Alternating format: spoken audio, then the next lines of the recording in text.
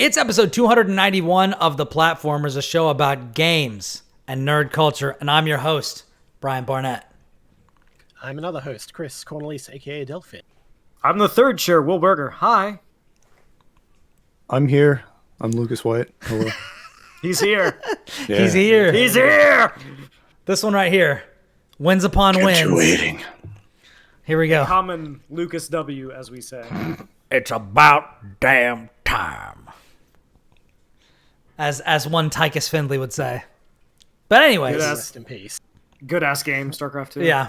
Anyways, we were talking just before we came on the show about having drinks because I've got a Moscow Mule right here.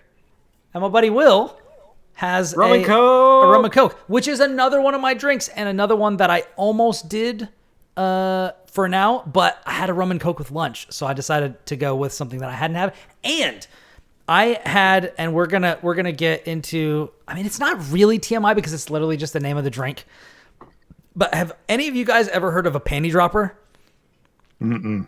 It's 4 different types of alcohol. I believe it is gin, vodka, tequila, and rum with one sort of mixer. I forget what it's actually like supposed to be, but I kind of I rigged one, like a half one basically. So I made something called like a half dropper or a 2/3 dropper, where I had just the drinks that I had. And then I have this really awesome, I forget what it's called, but I got it at HEB at the grocery store. It's a mixer that's jalapeno and pineapple. And it's so good. It's so good. So I literally just got like sparkling water, or maybe it wasn't even sparkling water. Maybe it was literally, I think it was just like the pineapple jalapeno mixer and then like 3 or 4 different types of liquor. And let me tell you guys, that shit is so choice. It's so good. So that's become like another one of my drinks. I just don't have like a ton of what I need to make it right now. And I was trying to make it something on like kind of short notice because I was waiting for the babysitter to show up, like all sorts of stuff like that. So Hell yeah. But anyways, Lucas, you said you had a story for drink time. Yes, I'm not drinking alcohol, but in my family, I have a reputation of having an iron stomach. And to take advantage of that, I like to try whatever like extremely cursed looking garbage you come across in grocery stores. Because otherwise, we'd just be curious forever because there's no way like my wife is going to touch it. So today I have pumpkin pie seltzer water. Nice. That face Will is making is pretty accurate. Yeah. I thought I'm like 4 or 5 deep at this point. I don't like to waste food either. It's true. So it's sort of the perfect combination. I don't know about stubborn and just fearless, but yeah, it's not great. Bro, I thought you were gonna hit me with something cursed like absinthe Goldschlager or something like that. No, something far worse. You thought White Claw was bad. You've never met me. This seltzer water is uninteractable. Yeah, that seltzer water is plus on block, bro. Bro, that seltzer water zoned me from full screen. I couldn't do anything. Now, to be fair, this is better than we also got what was supposed to be normal. It's just cherry.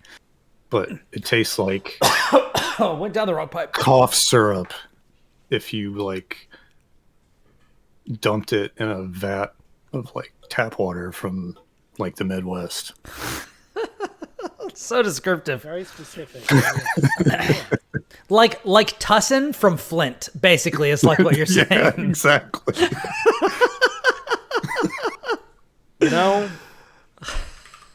There's things I didn't need to know. There's things that I'm poorer for knowing about. It's true. It's true. This might be both of those things simultaneously. That's impressive. I'm just going to go ahead and say it. I think the Tussen of Flint might be the episode title for this week. Although we've already had a couple.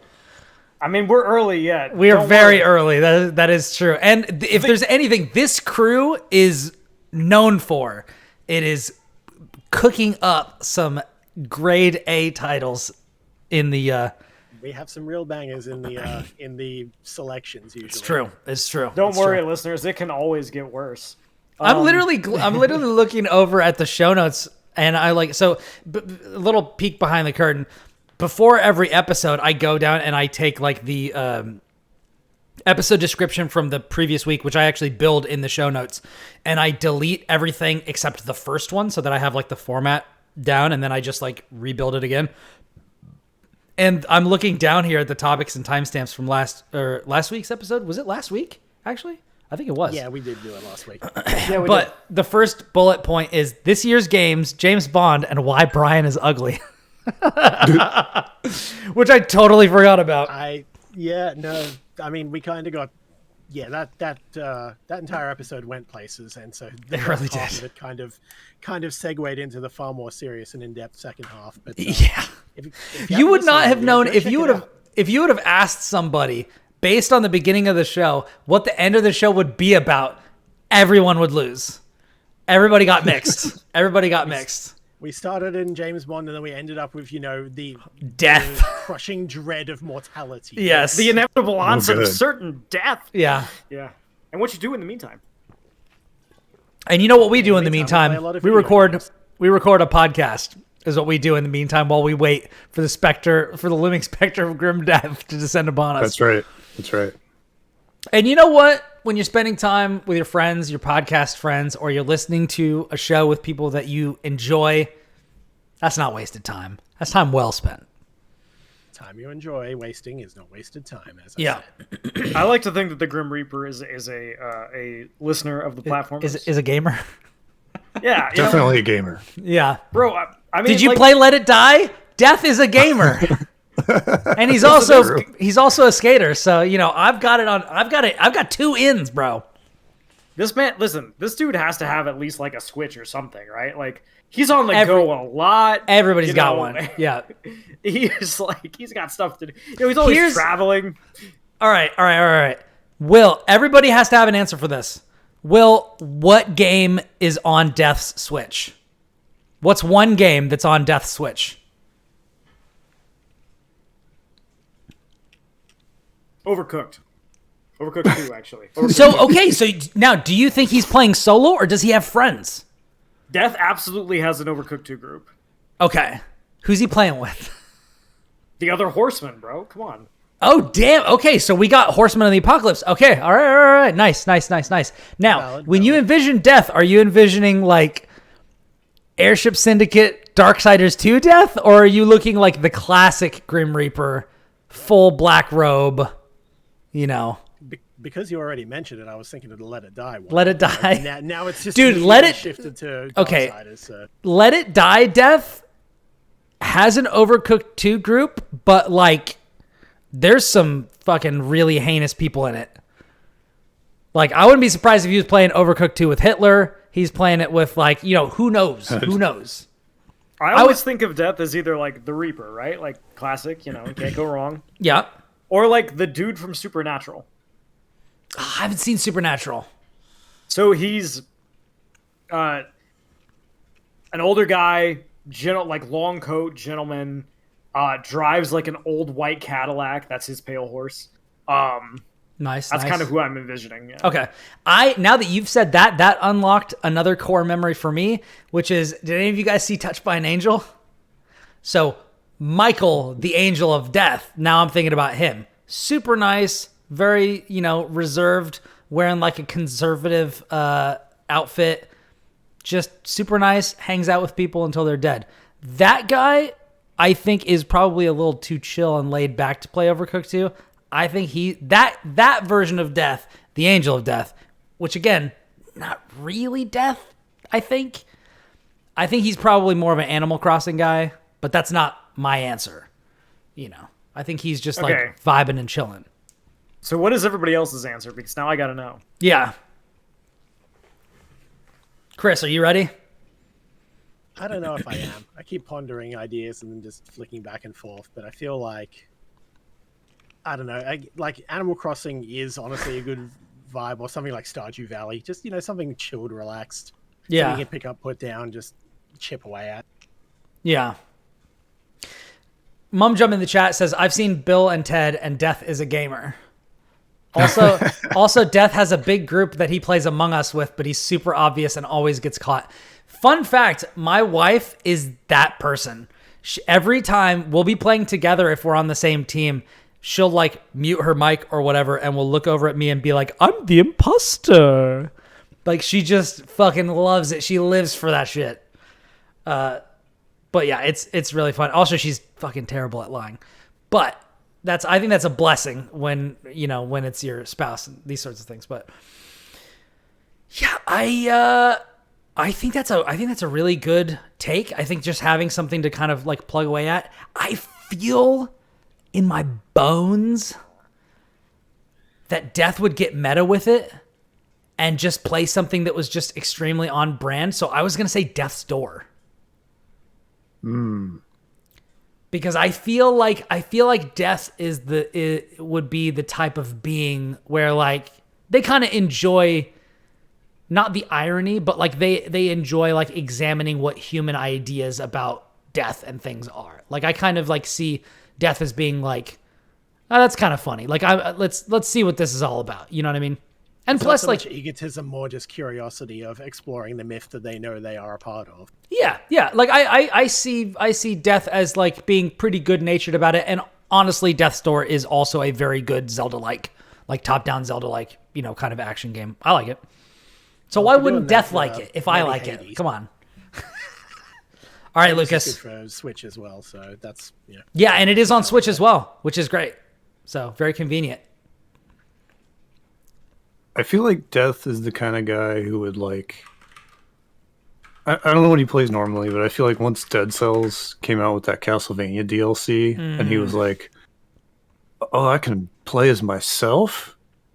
He's probably out there like, finally I can beat up Dracula and get revenge for all the crap that he's had to put me through. Yeah. Yeah, he's been a shitty manager for so long. Yeah, absolutely.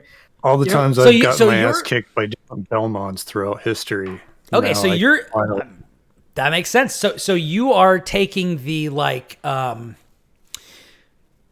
I don't know. Let me ask you: are you taking like the Lego Batman stance, where like this death is a death for whom all versions of death were true or real? So like Death, as he exists now, was also Death in Castlevania, was also Death in Let It Die, was also Death in everything that Death has been in? You got to assume that like it's one guy who's just been working this job forever. He is a multi-dimensional being, right? Yeah. Every time his concept is invoked, he actually experiences that, because that's wild. I don't know if I'd go that far. I mean, the Castlevania didn't happen. True. So that you know of. That I know of. I'll put it out there. Castlevania does include real-world elements such as Nostradamus in its lore. So this is true, and because of that, we know that Dracula is real. Yeah, I was about to say, and Dracula, right? 2035 over Japan. Yeah. We know where we're at, all right? And the Belmont clan. And the Morrises, Bram Stoker's in there. Yeah.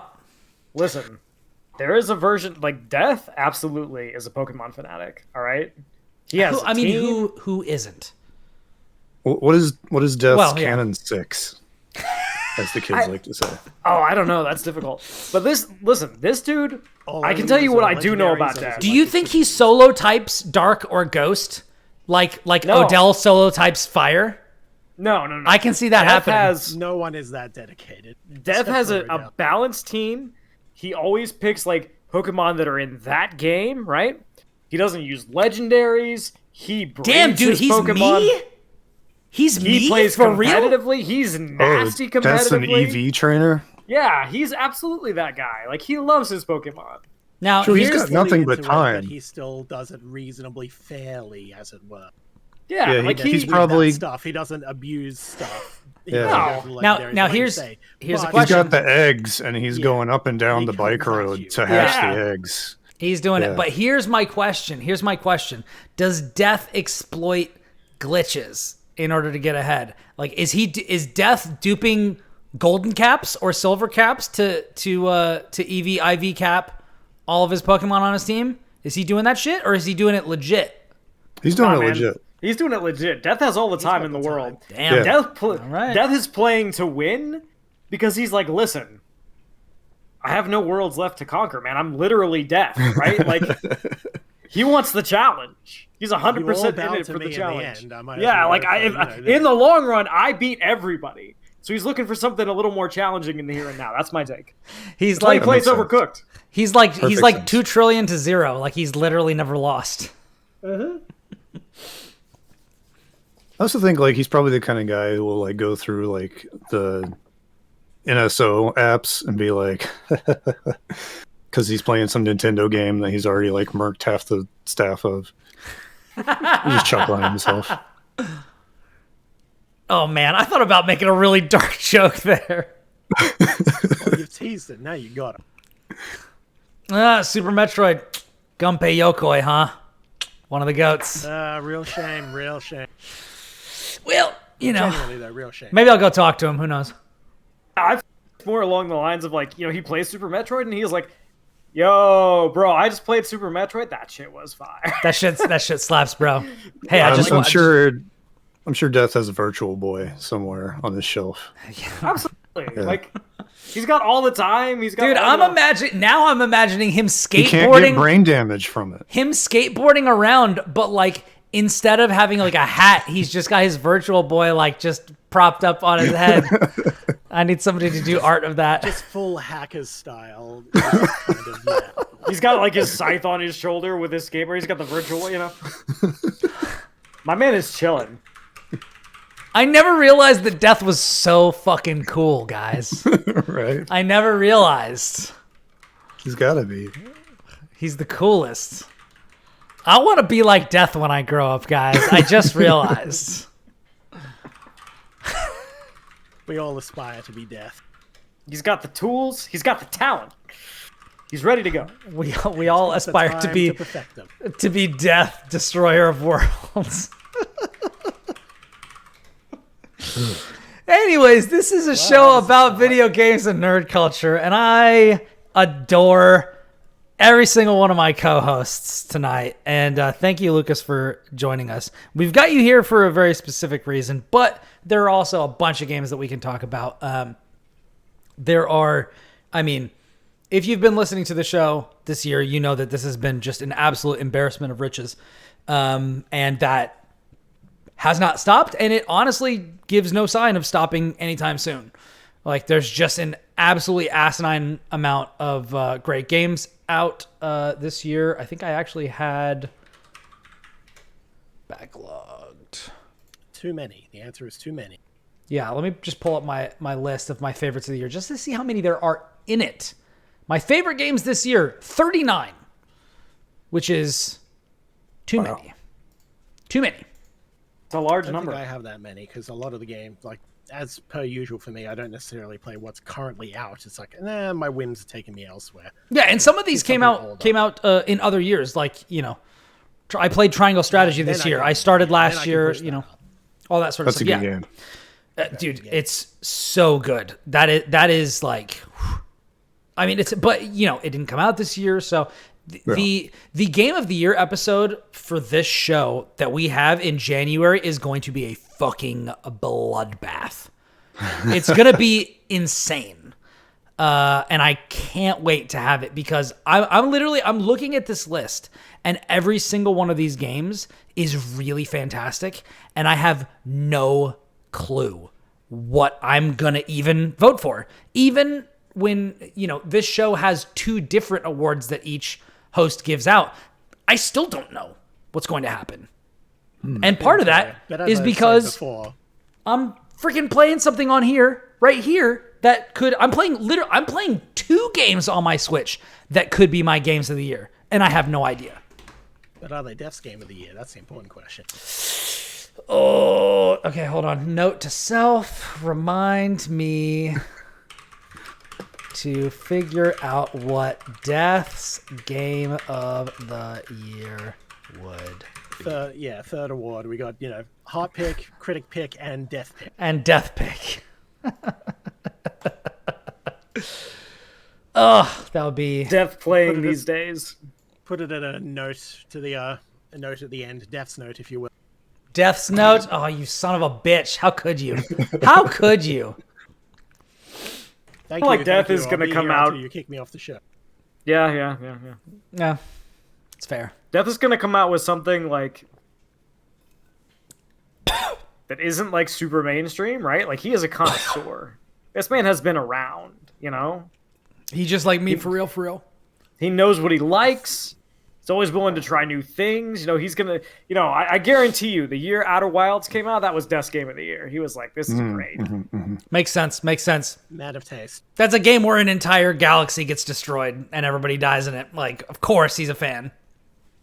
Spoilers for Outer Wilds, I guess. If you haven't played it, you definitely should because it rules. But I mean, you find out in the first half hour of the game. True, I mean, sure. but if you don't know that going in, and the first time the sun, Sure. Okay, I mean that's fine. We can delete this from the podcast if you think that's too far. But I've only played an hour or an hour and a half of this game, and what we should do instead is just put a very long beep over everything you just said, and people try to figure out what it was. Okay, yeah, we could do that. I could do that. I just need to find a tone for a beep. Sorry, people who are on YouTube or Twitch who will not get the benefit of that. But if you're a podcast listener, you have literally no idea what I just said. Yeah, the internet mandates that Outer Wilds remains as spoiler-free as possible for everyone going into it because you can only experience that shit once, and goddamn, I wish I could experience it again. But I can't. So that is one of those ones. I live vicariously through you. Enjoy. Yeah, that is one of those ones where speaking of backlogged, I made a list recently, which it needs to be developed, but there's a list of blind spot games where it's this is an all-timer, or this is the pinnacle of the genre, or this is X, Y, and Z type of a thing. And I've been trying to build that out so that I can actually focus my backlog in a way such that it's not just things that I thought that I could maybe be interested in. It's okay, if I can only because we were talking about 4,000 weeks last week. We were talking about our limited time on Earth. And I was just all right, I'm not going to get to everything. So I have to choose. I have to be, as 4,000 Weeks, which is an excellent book and audiobook. If you have not read it, I highly recommend checking it out. It's really, really great. As they would say, you need to be selectively procrastinating. Because you can really, and I think there was something that Warren Buffett said, which is take 25 things you want to accomplish in your career or in your life or however you want to frame it, write those down and then cross off the bottom 20 and circle the top 5, because all of those things from 6 to 25 are things that are tantalizing enough that you will spend your time chasing, but they're not high enough priority that you actually need to do them. And so that's kind of how I've been, where I'm just all right, what's the shit that I need to play? Either from this is something that is a one of a lifetime experience. We're talking about Outer Wilds, that is on my list of I didn't really give it a fair shake. I need to go back and actually try to see it through. Disco Elysium is also on there. Morrowind is on there. Planescape Torment is on there. Resident Evil 4 is on there. Yes. Black Mesa is on there.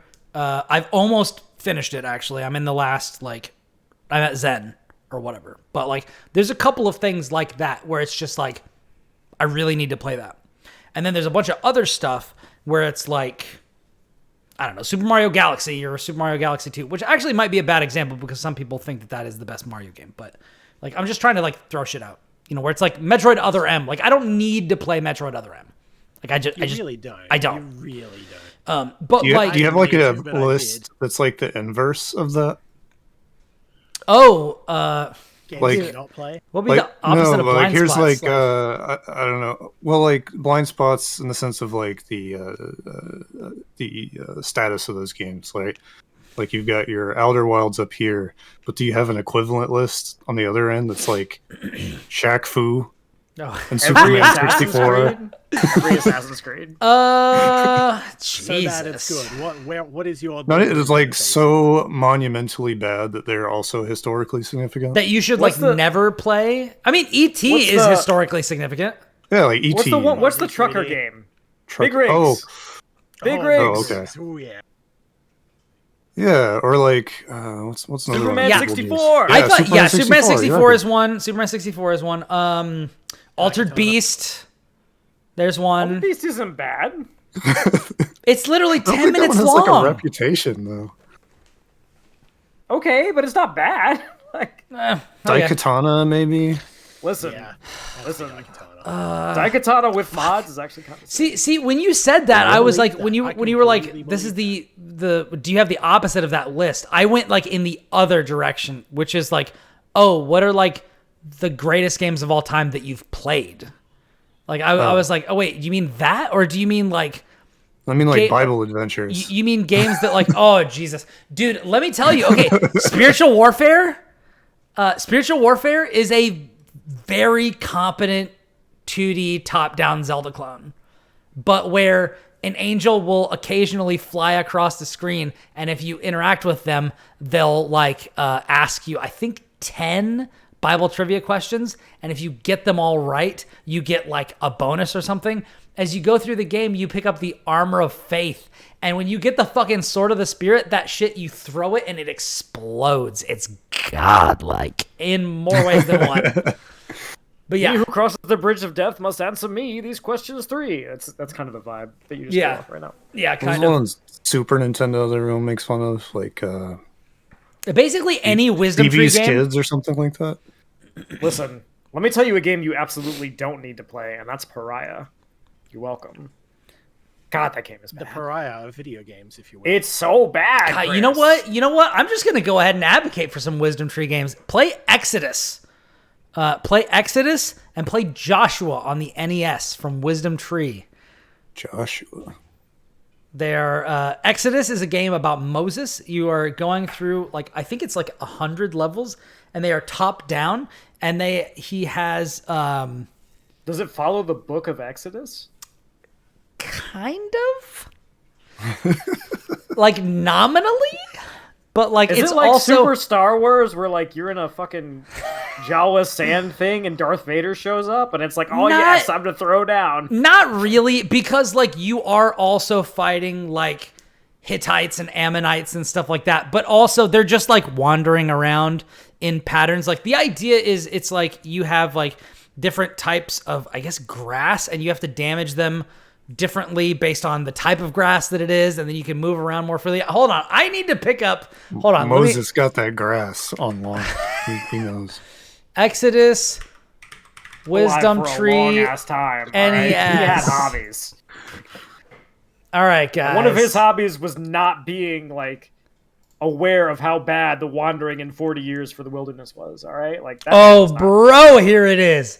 Here it is. Okay, hold on, guys. Oh my God, you guys can hear that. Hold on. I'm gonna link this. To you guys. This is gonna look a little weird, but I'm scared, guys.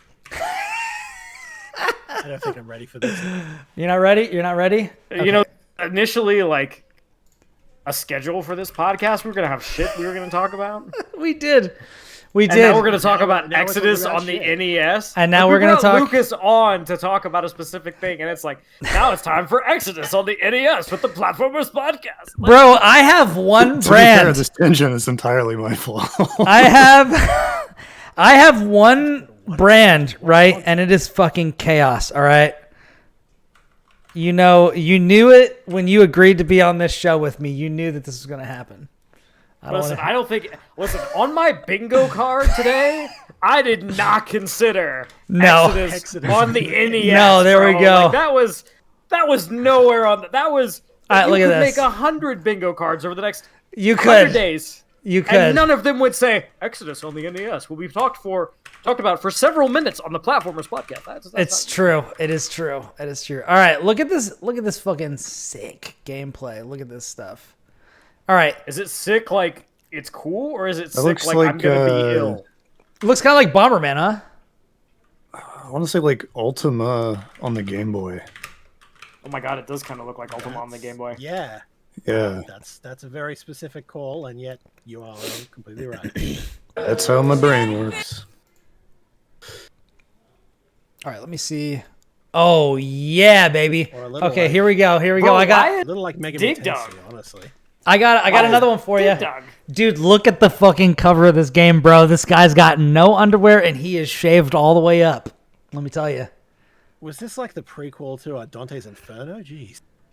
What? Exodus? No, the Spiritual Warfare. Just Spiritual the cover Warfare. just makes me look like. It just makes you think rather of the Dante's Inferno one. Did Moses just straight up murder people in the Bible? Okay, 'Cause that's so what he's doing in this game. yeah. So there's a part in the Bible where he. Okay, so skip ahead to like a minute in for spiritual warfare. If you're looking at that video, but like, you know, there is Why are we here? definitely. Yeah, they cut around a lot, but like, yeah. So you start and you've got like the fruit of the spirit, and you hit like the B button or whatever, and you throw the fruit at people, and it makes them kneel down and pray and repent. So you don't actually kill anybody; you like convert everybody, and then you get like different weapons and stuff as you go, and it's pretty wild. And they It's look pretty like wild. wholly competent games, just very clearly. Yeah, knockoffs real of like existing real talk. concepts, So the you'll have like the little doves and stuff that you'll get from converting people, and then you have like the little thing that looks like a jar. Those are vials of the wrath of God, and they're bombs basically. Sick. The Wrath of God is explosive. It is. It hits in like a T shape over the because it's grid based. And then when you get the sword of the spirit, you literally throw it across the screen, and when it gets to the other side, it just blows up. Remember at the beginning of this podcast where I said there was knowledge I was worse off for having learned? There we Here we go. are again. It's a circle. It's like poetry. It rhymes. It rhymes. Thank you, George Lucas. Incredible. Anyways, so yeah, totally competent. I actually played So now that that game. we've lost all of our listeners for this episode, All of what our can we talk listeners. about? Yep. Nobody listens to this show anymore. It's been I'm lost. Where the hell am I? it's What do we been do? canceled. So Mistakes were made. So I apologize because I'm a sorcerer and that was my spell to have all of you enter a fugue state. And now that we've gotten to the other side of that, we can talk about some games. Now that I've filtered out all the weak-minded individuals, we can continue.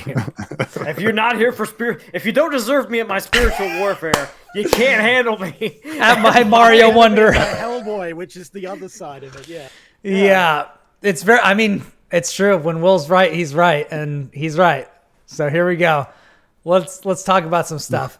Lucas, you are our guest, although you wouldn't know it given how far you, like Pete Rose, just dove in. You are the guest at the waterboarding, Yes. yes. So anyways, what do you want to talk about this time? What have you come here to do? What have you come here to tell the people? Other than what Death has on his Switch, what his game of the year will be, and what you think about Wisdom Tree games for the NES. Yeah, I came here to talk about Nazis, actually. Oh my god. Yeah. Specifically how much they piss off the BPRD. So there's the Hellboy game again, which is Not as cool weird. as you'd think. Yeah, it's Hellboy's one of those things where it's he had this moment where it was really cool to be into Hellboy, but he didn't have Rob video Cohen games. Made it cool. Yeah. But the video games happened before, during, and after the movies were popular. Yeah. It's really strange. It's like somebody in an office was looking at their Rolodex of IP. What can we bring back? What can we? Hellboy. I love Rob Perlman. Let's get that bitch done. right. Yeah. We still Well, have the license for this. Let's go. I guess it makes Which more is funny sense because he this did time. not voice this guy, which is funny. True. Yeah. The voice this time is really strange and interesting. But And made me sad, but we'll get into it. That's true. That's true. Speak. Yeah, so like I guess recently during all the Embracer Group nonsense, Dark Horse started its own like video games division. And I could be wrong, but I think this might be like the first thing to come out of that. I haven't followed it super closely. I'll look it up while you're talking about it. Yeah, but so wait. Does Embracer own Dark Horse? Yes. No. I'm sad now. Yeah. At least they're probably not going to do anything with it. They're just going to let it sit there and generate income. No, they're probably going to sell it off pretty quickly because, No, they'll gut it first. Well, yeah, that too, because, they bought out everything with the ploy to make themselves, a good target for a bigger fish, and then the bigger fish did not come, and now they're like, what do we do with all this shit? Liquidate. Yeah. Dark Horse, though, like, it's consistent enough. Like, it's more sustainable than, like, developing a big-ass AAA video game. Yeah, and so far, I mean, it's hard to speak on their behalf when there have been so much gutting studios, laying them off, closing them down to try to stay solvent for Embracer. Yeah. However, I mean, this particular game that we're talking about is an original story created in partnership with Dark Horse and the series creator. So, like, if we're gonna damn them, we should probably damn them for stuff that they've got wrong. And this, at least nominally, before we actually get into like what the story does and how good it is and all these sorts of things, like the collaborative choices that they have made, the fact that they have chosen to collaborate at all, I think is a good sign. But we can get into whether that's me taking pot shots at the Megacorp. So for sure. And I don't think that you're mistaken to do that. I'm just saying I want to give them credit for at least the degree to which they have done the, I think, laudable thing. Yeah, I think this is definitely a case of like Dark Horse not overshooting. This is a smaller game in terms of its like scope. It's like $20-$25. So it's not like they started their video game division and were like, all right, we're going to make a $200 million Hellboy game. Let's do it. This is more like modest, reasonable kind of thing. I believe it showed up during the Game Awards, if memory serves correctly. I just remember being like, wait, what? But I do recall something in that line, but I can't remember if it was that specifically. Yeah, and my voice just... So, I guess the title of the game, we should start there. It's called Hellboy... Web of Wyrd. Web of Wyrd. Wyrd with a Y. And I think the most striking thing about this game is that it really goes hard in like replicating Mike Mignola's art style. Yeah. Does it go deep into the paint and other baseball references? Yes. Yeah, absolutely, sure.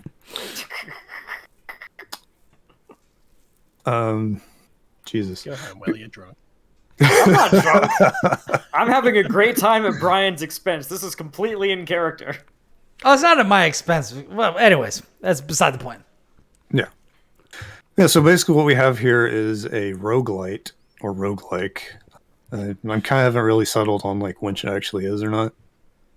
But basically it is a original story set somewhere within the Hellboy soup, because like that comic doesn't just go Hellboy start begin, it like jumps around and there's different series and stuff. So this is just like comic fashion. There you go. And basically you're in this like house, and the creator of the house is some important historical figure who has vanished, and it turns out there's like a weird looping dimension of like storytelling demons or something. It's not really set up very clearly, but it's all basically set up to create a loop for Hellboy to run through and die and come back and start over and so on and so forth and be safe. He lives, he dies, he lives again. Exactly. So as Hellboy, you go down into your level and you run through and you punch the crap out of everything that gets in your face. And If you make it back out, then you get to go to the next one. If you don't, you have some money that you can spend on upgrades. And you just kind of do that over and over in typical roguelike fashion. And there are some like twists where like the scopes of the levels change over time and whatnot. Brian, I doubt you've seen that. You said you're pretty early in there. I haven't gotten that far yet. Okay. I'm still fairly early. So basically, like, there's not a whole lot to this game in terms of just like different stuff. But after like kind of starting off a little kind of awkwardly, because I wasn't really sure how I felt. It's like a third person, over the shoulder kind of thing, but it's like very melee oriented and it's kind of slow.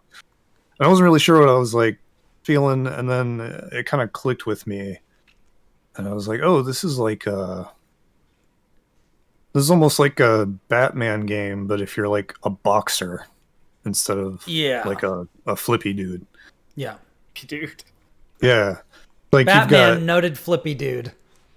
He's a very flippy man in those games, at least. Very true. Yeah. But it's like you have your dodge button, but it's like a really short dodge, and it matters whether you dodge when you're standing still, if you're doing the side or back or forward. You have a block and a parry, but notably, like, neither of them protect you from damage. So you are going to eat some punishment regardless of your timing. Your moves are punch more, and punch really hard. Then you also have like a gun. Yeah. Noted punch sicko Will Berger would be a fan of the punch more, and punch even more. Yeah. Listen, if you seen like the punching, characters I play Hellboy's in your fighting dude. games? Like, yeah. Hellboy's got his normal hand for punching, and then he's got his really, really big hand for big punching. It really works thematically. It really does work, and this is one of the things that first jumped out to me in this game. There's two things really. One is that I don't know what happened, but I feel like there was a part in the intro that got like skipped, because I was definitely approaching the house, and then there was some talk about like, we're gonna have to get you in there to do X, Y, and Z thing, and then like I didn't actually get to see that happen. I was just kind of in it already. And I'm not sure if if something got like hit somehow, but like it seemed like there was like maybe a story beat that was missing. And then the fact that once I actually did get in to play the combat, one of the things I thought was really interesting is if you are super aggressive, or like if you abuse like the held punch, there's, you know, the charged punch and stuff like that you have, like if you use that like and apply it judiciously, there were times where I would clear out an entire room before the like introductory dialogue was done. Like I just like walked in, did 2 punches, and I killed like 6 people total. Like I killed multiple people with one held punch. Like it just, Hellboy is incredibly powerful, like through that. And I think that is really cool, because in the comics, Hellboy is also really, really powerful. Yeah. And he's the guy that gets sent in to do the muscle work, because he's just like him and then a bunch of normal humans and maybe someone with some powers, but they're still a human. He's like literally a demon thing. Yeah. He is the bruiser. And they make I don't know how much they make of that later on, but they definitely do make something of that in the beginning. You know, Hellboy is privileged and he can take risks that other people can't take, because he can handle it if things go badly. And things often do go badly, but, you know, like any shonen protagonist, you know, he figures it out. You know, he figures a way out through. And that is something that I like about Hellboy. I've never been one of those people that was like, I know people, it's kind of like Spawn, where it's just like, there are people out there for whom Hellboy is like their favorite superhero, or Spawn is their favorite superhero. And I don't get that. Like they've never resonated with me to that extent, but I do have an appreciation for them. I really like the Ron Perlman films. Like the follow-up, like The Golden Army, like is considered to not be a good movie or a very good movie. I really enjoyed it still. I think people are crazy for saying that. I haven't seen the new one with the guy from Stranger Things and Black Widow, but I'm probably going to watch it at some point. Less kind things, Yeah. in terms of it lacks the Guillermo del Toro aesthetic and vibe Yeah. and tone, which helps carry it a lot. Yeah, and I feel like Guillermo he does weird and off and slightly the left of center stuff a lot better. Yeah, I was gonna say Guillermo like understands the assignment for sure, and I think that Ron Perlman was a fantastic Hellboy. Like, Oh yeah, and so Absolutely. the fact that I am so used to Ron Perlman Hellboy made coming into this game and hearing Lance Reddick play him in this game really like jarring. And it was hard to adjust to for sure. It's not that I don't love Lance Reddick. I fucking love Lance Reddick. That is one of the like celebrity deaths that's actually hit me like pretty hard, because I have an immense amount of respect for his work, and just how he seemed to be just like a fucking great dude. And so I'm glad that we got this. I'm not sure, Lucas, where you land on like the overall quality of the game, but like I feel like his attitude, while he is very different from Ron Perlman, like Lance Reddick is also great at like irreverent kind of like whatever sort of a attitude. And so I definitely think like he does a good job. It's one of those situations where it's just like this might be a bad example, but like there are several different actors who have played the Joker who did an iconic role. You know what I mean? Jack Nicholson, everybody was like, nobody can beat Jack Nicholson. And then Heath Ledger came along. And it's like totally different. But then even there, Jack Nicholson is totally different from Cesar Romero Joker. And it's like they're different. So I kind of look at it as like Cesar Romero Joker to like Jack Nicholson Joker with like Ron Perlman Hellboy to like Lance Reddick Hellboy. Like they're both bringing a good energy. It's just really different. It's jarring because like you don't have that list of other people who've done it. Like for Hellboy, Ron Perlman pretty much embodied that role. Like you look at Perlman like physically as Hellboy, you look at a page from the comic, it's like that's that guy. Yeah. And just his voice and mannerisms, just like it worked so well at the time. Yeah. And so that plus not really having other examples anyway, it's just like, whoa, that's not Hellboy. But like as far as like what the role is, and like Hellboy's thing is really he's just like a normal guy who just happens to look funny. And I think Reddick did that really well. Like he just sounds like a dude. And I think there's like, I think the unfortunate reality of it is that like this was probably like one of the last things he worked on. Yeah, it is. It was. And there's some lines that just don't feel like they would have been final takes in other circumstances. You know what I mean? So like maybe they'd been planning like extra like sessions or something, and it just didn't happen. Yeah, or maybe there'd be like ADR or something. Yeah. Well, I mean, it's a video game; it's all ADR, but you know what I mean. Yeah. Yeah, like some of it just sounds like maybe not the best line read, but that's probably what they had. So outside of that, like otherwise, like when it's not that, like that kind of feels kind of. Otherwise, it's totally fine. It's just that like adjustment if you're kind of familiar with Hellboy at all. Like I felt like between the visuals and like the way it moves and the characters and everything, like it really feels like you're running through, as corny as it is to be like, oh, it feels like I'm really Spider-Man. It feels like a legitimate Hellboy really makes you story, feel like Batman. Yeah. I mean that may be like an overplayed phrase, but I do think there's a lot of value in that. Like I think that is value to it. It's become a thing for a reason. Yeah, like I don't feel like I felt like Batman in Arkham Asylum, but when Arkham City came out, I sure as shit felt like Batman. Like let me get on top of a building and fucking walk around and then fly around and like flank people. You know what I mean? Like, I think that's why, you know, we're going to talk later a little bit about Spider-Man 2. Like, that is why the Spider-Man games work, because they make you feel like Spider-Man. And I feel like that people use that phrase a lot, but when it's aptly applied, I think it's one of the highest pieces of praise that you can give to something like a game based on a license. I'm still it's not over the adjacent fact to like that you didn't like authenticity. the best Batman game. Fun fact, Arkham City is not even my favorite Batman game. Wow. All right, go on, Lucas. I don't want to have this conversation with this clown. Speaking of clowns, Batman Returns on the Super Nintendo. That's the one. That is the one.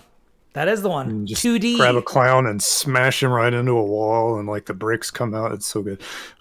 Anyway, yeah, it's just like it's really authentic. I think in this game's case, it just and really the visuals nails help as vibe. well a lot. Yeah, exactly. Like they really like all the time and money put into making it look like Mignola's art is like well spent. Yeah. You can take screenshots from this game and be like, yeah, this was in a graphic novel. Yeah, 100%. It's crazy. And like that's a really distinct style too. Like I don't think you could see something and not immediately recognize it as that dude's work. And he's worked on like Batman and some other things, and you can still tell like, oh shit, that's Mike Mignola. Yeah. Yeah, I think like it's pretty rote as far as like your roguelike games go. Like you do the loop and you get better and you get more stuff, but just the pieces fit really well together. So besides punching, you've got also a slot for a weapon, like a gun. It's like there's 3. It's like gun, shotgun, and something else. And then you have like an accessory or an amulet slot or whatever. And they do different things on a cooldown. And there's a really heavy emphasis on wall bounces in this game. So like you're getting in there, pretty much like everything is a hand-to-hand fight. And you're getting in there with your bosses or your bigger enemies, and it's just like a back and forth kind of slugfest. But if you catch them the right way and get them like sent back, or if you knock them back and they hit the wall, they just like they really hit the wall and come back towards you, and like that's when they have the most like hit stun, and you can just really wail on them. And then at the same time they've got like a stun meter, and that's where your gun comes in, because it doesn't really do much, but if you've got through their shield already and their stun meter started, you pop them with a bullet and that thing goes whoop, and then you get them actually stunned, and then you just get to do the really big punch for free. And the screen, you know, like it's the same animation more or less, but with more fanfare around it.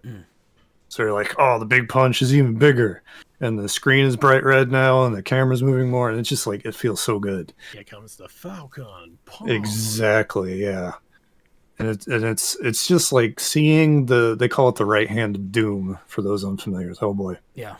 And just see him go from like you start with your normal hand, but then when he just like winds back and just with the big hand, it's like bigger than his own head. Yeah. It feels so good. And just having that context where you're like literally like ducking and weaving and getting in there and taking damage on purpose. It's a really I think well thought out interpretation of like what that character, you know, the shenanigans he usually gets into in the comics.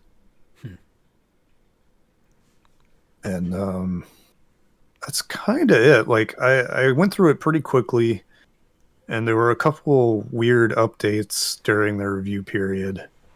I think they kind of weren't really sure what they had in terms of just like the math on everything, like how long it took to get upgrades, you know, how much health enemies had, things like that.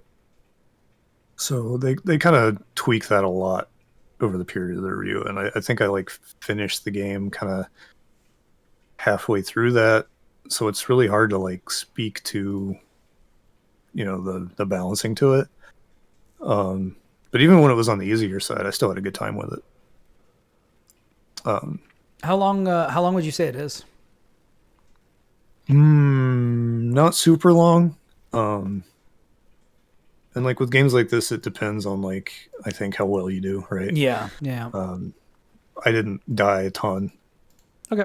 Until like towards the end when it like basically like it kind of tricks you a little bit because it's like, oh, you went through all the levels, good job, now go back. Now each level is like 3 times as long. Yeah. And then it's suddenly like, oh, okay, now it's hard to survive through all this because I don't get a break between parts of the levels anymore. Now it's a gauntlet. Yeah, exactly. Yeah, looking at it on Switch, it looks like it's normally $25. It's on sale for $20 right now. So yeah. Yeah. I think, for a game of that scope and price point, if you like Hellboy, there's no reason not to give it a whirl. I mean, you've been burned twice already at this point, if you've been, depending on how long you've been around. I think the first Hellboy game was on the PlayStation, if I remember right. So yeah, this is like Was it probably a game, like tie-in? There was one on thing? 360. Yeah, the 360 one came out, I think, like right around the second movie.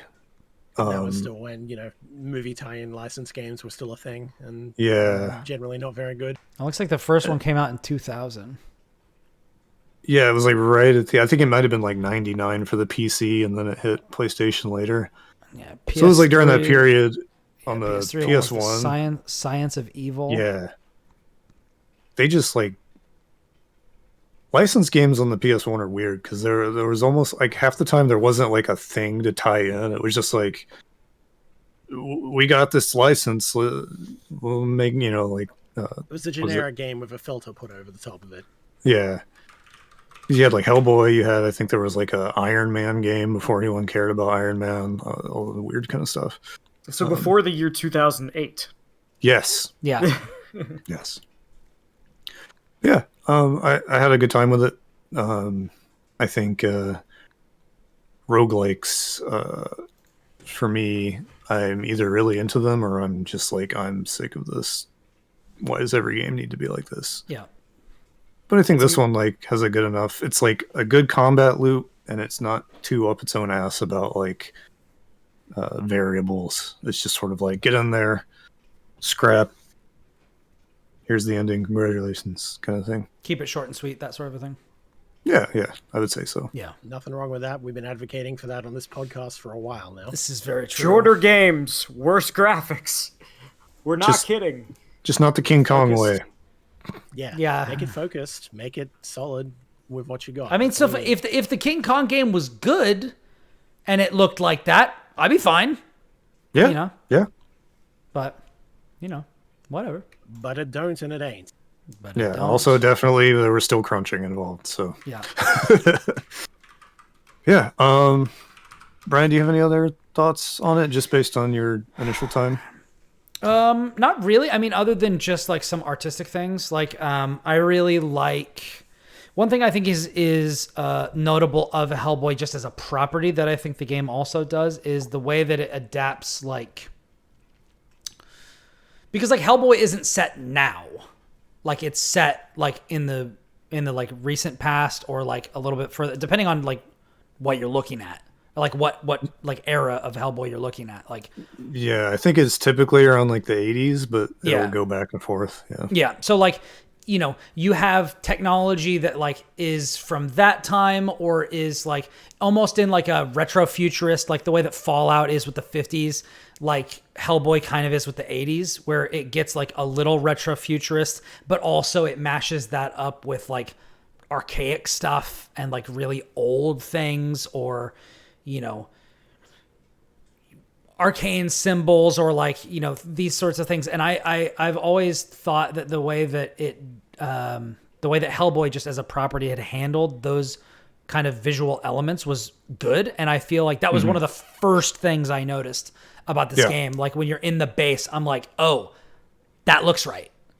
You know what I mean? Yeah. In one of the first movies, there's like the area or the part when like Ron Perlman's Hellboy goes down and meets like Abe Sapien, and like there's his tank, and then there's the stuff that's around his tank, and there's like the professor, and there's all this other stuff. Like there's all of these things that like they have to look just so. It's kind of like Star Wars, you know, like you've got that used future thing, and you've also got this like, I don't know, very like grungy, like they are an entity that's established, but they're also like not super flush with cash. Like they've got what they need, but also they're definitely going to like make things work. And there's a degree to which like the first time, like when you get the first objective that you have, I'm going to not say anything. When you accomplish the first objective that you have and you go back to the base and you can explore a little bit more, that was like the first thing that I noticed is like, oh, I see these cables like winding across the floor and going up the walls, and I see this floating thing, and I'm just like, yes, all of this. And I feel like that's stuff that's really easy to miss if you're not paying attention to it. And the fact that not only did they get Mike Mignola's like we were saying earlier, like if you just take a screenshot of this game, like you could convince somebody it was from a graphic novel. Like I feel like that attention to detail goes all the way down. And, you know, I can't speak to all of the gameplay elements because I'm not like that. I'm not as far. Obviously, Lucas is beating it and like all that sort of shit. But, you know, but that the visual element I think is really important, and they really I think did a great job with that. So that's pretty. I think that's probably the last thing that I would say, other than the fact that like, you know, you've got your Gears of War style run, you know, which they don't make you hold, thankfully, which I thought was like a nice touch. I always like it when there's like, we talked about Sea of Stars like recently, where like there's a lot of like little quality of life things. There were some of those in Hellboy that I really appreciated, and they weren't like as notable because that's not like what the game is about. But I did appreciate the fact that like, I know that like, I think that just from the scuttlebutt that like the reception on this game is like kind of middling. But like I feel like 71 on Steam at the moment, something like that. Yeah, but like I do feel like I feel like my biggest thing in my experience so far isn't that the things that are there are bad. It's just maybe that people wanted different things or wanted more things. And from at least from what I've played so far, it seems to be like a very straight putt, but like it's a good putt. You know what I mean? So that's kind of exactly. That's kind of how I feel about it. So which I think is good. Like there is a lot of. It would be really easy to shoot for the stars and just totally biff it. I think there is something to be said for when a developer takes something that is a known quantity and delivers on what you would expect from it. And I feel like this is that. Yeah. It looks like they were like, here's what we want to do, and we're going to do that, and we're not going to like shoot too high, and, you know, not going to, I don't know if shoot too low is like an accurate thing, but yeah. Feature creep or anything like that. Exactly. It looks like they kind of stuck to the plan. And you can tell. Also, which is like, laudable, yeah.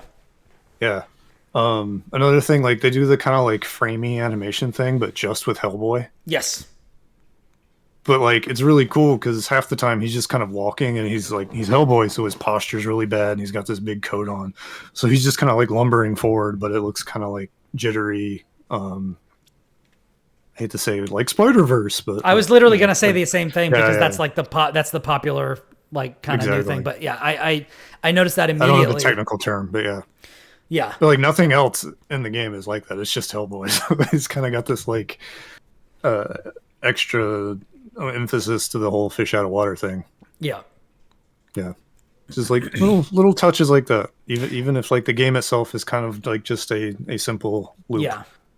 So I don't know if this is exactly what they did, but I know that in Spider-Verse, the difference was that like it would be in like the film is in whatever frame rate that like the film is in, but then the characters are like 24 frames or 12 frames or something like that. So I know that that's how they did that. It makes it very distinctive in its movement, I think. Yeah, yeah. So I don't know if that is like the game is like 30 frames or 60 frames and like Hellboy is like 24 or something. Like I don't know if that's what it is, but the interesting thing that I noticed that like right away because you can't not, like, you're looking at your character and stuff. But the crazy thing was he's animated in that way, but he still feels super smooth. So like it doesn't feel like the game is juddery. It still feels smooth, but it looks weird. Like, so it's like, it's really interesting that they did that. I would have loved to have heard why they wanted to do that. Like, you know, if it was literally just, let's add a little bit more weight to this fish out of water thing, then like, that's kind of brilliant. Like, I like that. Like, he's literally not in step, even in his frames, with like the other characters around him. But like, I don't know. But I thought that was a cool touch. I'd love to pick the devs' brains. And it's one of those situations where it's like, there's no way, I don't think I could like pitch that somewhere in a way that's like, oh yeah, we'd love to give you money for a Hellboy interview. You know, maybe if it was like 2006 and there was a movie, but it's just like, I would love to be able to do that, but yeah, that'd be really interesting. Don't want to waste anyone's time for a dead end. Yeah. But anyways, yeah, that's all I have to say. You know, we don't, Lucas, I don't remember if this came up any of the other times that you were on, but we don't rate games on this show with numbers, but we do have like critical kind of, you know, things like that. We've got the catch the fever sort of a thing. If you think people should dive in, it sounds like this might be a conditional recommendation. If you're a Hellboy fan, is that about how you feel about it? Yeah, I would say like, if you're a Hellboy fan, definitely. And then if you're into kind of those like meaty third-person combat kind of thing, I wouldn't say like Dark Souls fans or whatever, but if that kind of space is interesting to you, I mean, the game's cheap. You could do a lot worse, but I also like doubt anyone would just be like, I'll play this Hellboy game, unless they know Hellboy. But yeah. There's a lot of other stuff going right now. Exactly. Yeah. It's been a very busy year. It has indeed been a busy year. An incredibly busy year. I have to step away for a second, so I think I'm going to hand it off to Sir William, if he would like to take us into the 3D realm. 3D realm for a moment. Is that agreeable to everyone? Are we talking about 3D realms? I love 3D realms. Okay, that's not at all what this. I'll be back soon. But yeah, I want to hear it all. But I'll be back. He wants to hear it all. Am I allowed to speak? He wants to hear about those 3D realms. Those 3D realms. So I guess I'll kind of start. So the big thing that I've been doing since last week is playing the Tekken 8 closed beta test. Oh baby. It's real good. It's real good. So if you are not in the loop, Tekken 8 had a closed beta test from Friday until early this morning. And if you haven't been following along, we've been publishing a bunch of stuff about it at IGN. I've been writing pretty much all of it as part of our IGN First Look at Tekken 8. And so most of this weekend was either spent at East Coast Throwdown, which is a fighting game tournament in Connecticut, which is about 20 minutes from where I live, doing fighting game things, or playing Tekken. And I came out of that beta really, really excited. I think the coolest thing that people probably haven't seen yet, that they got to look at in this beta, is Tekken 8 has this thing called Ghost, Super Ghost Battle, right? Where as you fight, the game learns what you like to do and it makes a ghost of you. And then people can go fight your ghost. So like Lucas, if you were playing Tekken, right, and it knew that you like to do like a certain launcher attack, right? Like at round start all the time. Like that was what you like to do. Your ghost will do that all the time. It learns like, oh, he likes to do this combo, or it likes to do this thing in this situation, or it likes to do like this setup after you knock somebody down. But it also learns like, hey, he likes to do this combo, but he drops it a lot, actually. Like sometimes the ghost will drop the combo, or the ghost will make silly decisions, or the ghost won't tech your throws, or whatever. And it's this really cool thing that you can just go up to anybody that you see in like kind of the fight lounge, which is like the little interactive arcade that you can go play people in Tekken 8, and be like, I want to fight this person's ghost.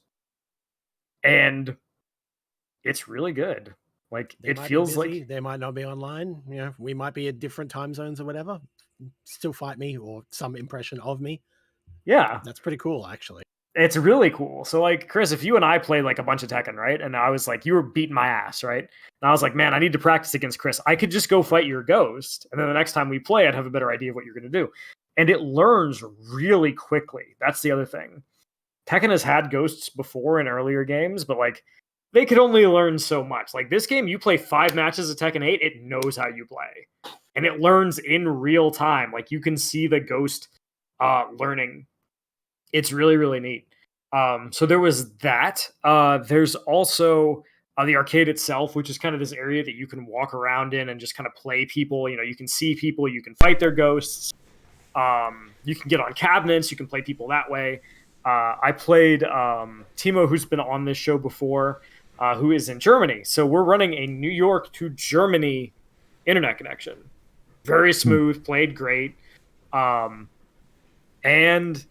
yeah, it's really cool. I don't want to like sit here and just talk about Tekken all day because I feel like it's one of those in the weed things. And unless you're super into fighting games, you're not going to be like, they also changed this. But it feels really good. The connections are by and large fantastic. I ran into some stuttering, but I think it was mostly like the PC port being a little bit unoptimized at this point. And the ghosts are really neat, and just being able to like sit down in a cabinet, right? Like if we all sat down at like a group cabinet, it would just match us randomly and just keep rotating. Oh, that's cool. Yeah, like so that. It feels really good in all the ways that you would want it to be, right?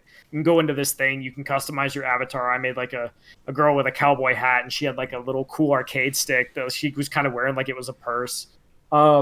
It feels really, really good. And as you play it, like you can tell that the game is tracking these things like for ghosts and for these other things that allow you to just do really neat stuff. So if you haven't played Tekken 8 yet, and I know Brian hasn't, among other people, I have tried, not for the lack of trying. Not for lack of trying. They will probably. I would imagine that they will run at least one more beta before the game comes out. But the game comes out in the end of January on the 26th. Oh, jeez, I didn't realize it was that far away. Yeah, and if you don't have Tekken 8, everything else is coming out, and that's 3 months. So that's 3 months. Yeah, it's really not that far. Well, no, I meant I thought it was a this year release. Is what I'm getting. No. At. Yeah. Yeah. It was like, supposed to be, and then going I think to I be got pushed. one of the goaty things. Yeah. But I guess not. So, yeah, I guess what I would tell you, also like the new character is fantastic, Azucena.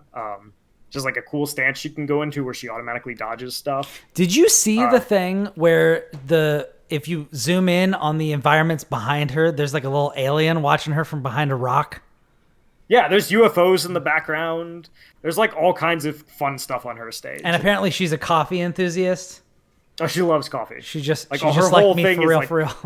Coffee. Like her whole shtick is like coffee all the time.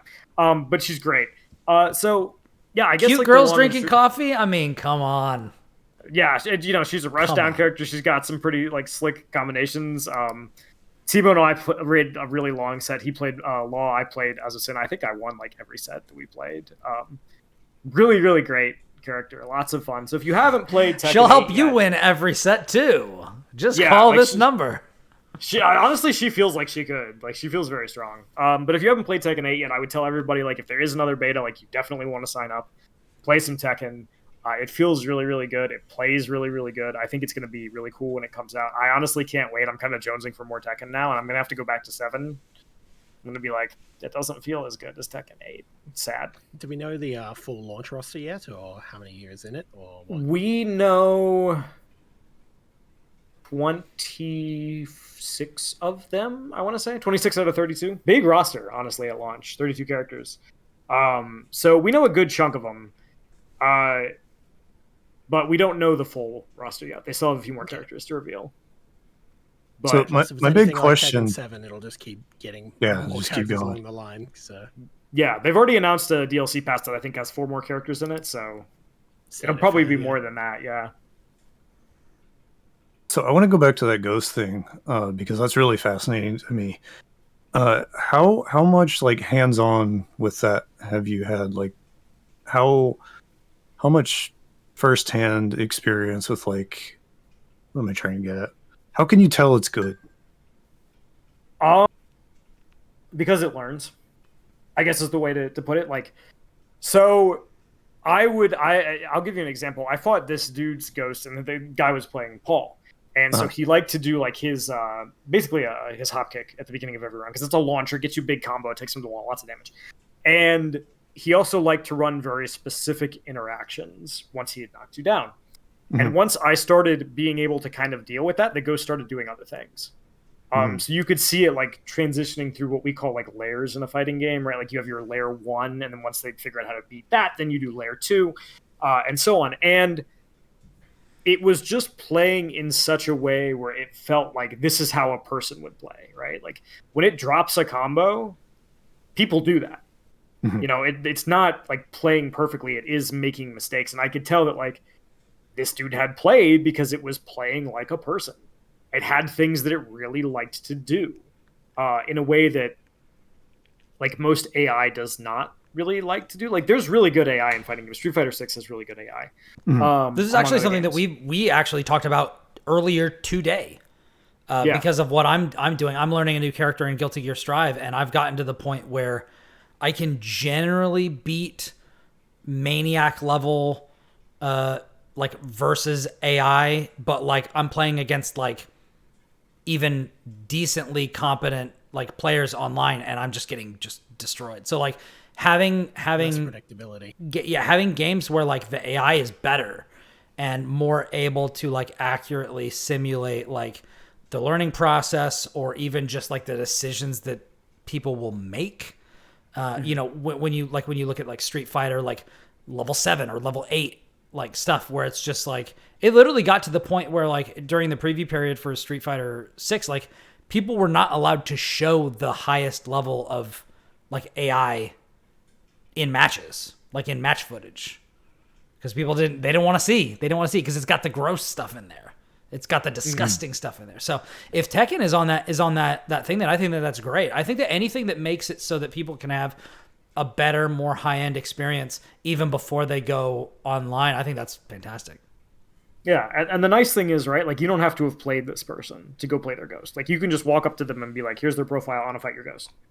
And it has a different ghost for every character that you play. So if you play a bunch of different characters, right, it's like, okay, like maybe you play, you know, Leroy and Jin and Azusana, who are like the characters that I had a lot of fun with, right? Like my Jin is definitely the worst of those three. But like the other two characters are better. So if you were fighting my ghost and you were fighting my Jin, you'd be like, oh, this is not that good, right? And you fight my other characters, you'd be like, oh, this is a little bit better.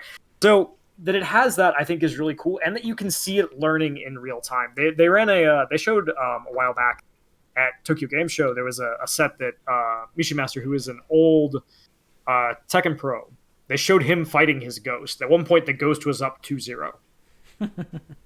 Like these ghosts are better than me. Yeah, and then he brought it all the way back. But these ghosts are quite good. It's not like they're just like running through a set of pre-programmed algorithms. Like you can see them learning and playing, and they learn from every single one of your games, and they learn very quickly, which is the other thing, right? Like you have ghosts in like Forza or stuff like that, where like it takes a while to drive like you, right? But it eventually will get there. This learns in like 5 games. It's really crazy, and you can see it like. There's certain modes where you can go in and like play against your ghost, where you can see the ghost learning, and it'll say like learning on the screen, and you can tell it like it'll start to mirror what you're doing. It's crazy, dude. Yeah, it's extremely impressive. I'm really just curious to see like what this ends up looking like once the game's out. Like I wonder, I have to imagine some sicko out there will be like, oh, he'll just play the ghost and then put like footage of himself playing, and then the like super trained ghost. I'm just curious to see like what that looks like. Yeah. Just like the like just trying to conceptualize like the practical application of this is hard to wrap my head around. I think I think if you're like a high level player, right, and like you're going into a bracket and there's going to be like a really good Tekken player that you're like, oh man, I don't know how to fight this dude. Like you could literally go and just find their ghost. Yeah. I'm playing against a lot of this character or whatever. Let me pick a good guy who does this, see how I do, see how it learns, adjusts, etc. Or, see how somebody playing a different character that I want to learn, how they would do it, things like that. There's plenty of applications there. A lot of things which you would ideally want to grab somebody. It's like, hey, It's just yesterday, Brian was like, "Hey, before you go to bed, you want to play Guilty Gear?" I'm like, "I can't," but just then you get in a perfect world. It's like, "Cool, don't worry, play my Ghost." Great, Yeah. You just get that exact same vibe from it. I think it's also going to help people who are maybe new to Tekken or new to fighting games, right? And they're like, there's a big like, and Brian, you know this is true too, where like a lot of people get very nervous when they go online and they start to play like real people because nobody likes losing, right? They get very nervous about like, oh, I'm gonna, is a real thing. Yeah, like I'm gonna do bad, like I'm gonna get washed, like I'm not gonna be, people are gonna laugh at my like characters or whatever. And I think this kind of helps you alleviate that because if you're not feeling confident, right, you don't have to go play against a real person. You can play against their ghost, and you can learn that way. And then when you go into a game, you're like, oh, I know how this character works. I played this ghost a million times, right? Yeah, and I like that. I like that a lot because then it's like, okay, I know I need to fight, I know I need to fight Bros Axel as Asuka if I play Asuka in Golden Weeklies or whatever. Let me go fight his ghost or something, like get an idea, or like let me, or like even on the high end, just be not even like be like aspirational. It'd be like Will being like, all right, I'm gonna fight Mochi Soul Ghost, and be like, what can I learn? What can I pick up? Or like, let me watch Gobo fucking twerk on this keyboard as Asuka and see if I can learn literally even one thing. I want to fight Daigo. I want to fight Jaywong. I want to fight Sonic Fox. List of exactly. Yeah, exactly. I want to see if I can open up season 2 Goichi in Dragon Ball. Like that's a sick idea. Let me recreate the fucking Goichi versus Leffen match in Dragon Ball. Like that shit was hype. Yeah. Yeah, I mean, to that point, if you can really like sit there and play a computer that is actually playing like a human would, that opens up just the floor for people getting better. Yeah. So much more than like a goofy story mode or, all the frame data in the world on training. Mm-hmm. Which is the thing that I think story modes and content, but definitely an actual useful labbing tool that still actually provides gameplay and allows people to kind of again get over the hurdle of anxiety and just I don't want to play with other people. It's like that's a good thing to have. No setup, like you don't have to sit there playing with the options, or it's just like this is as close as we can get to a real person. Or if the netcode is bad. Yeah. Yeah.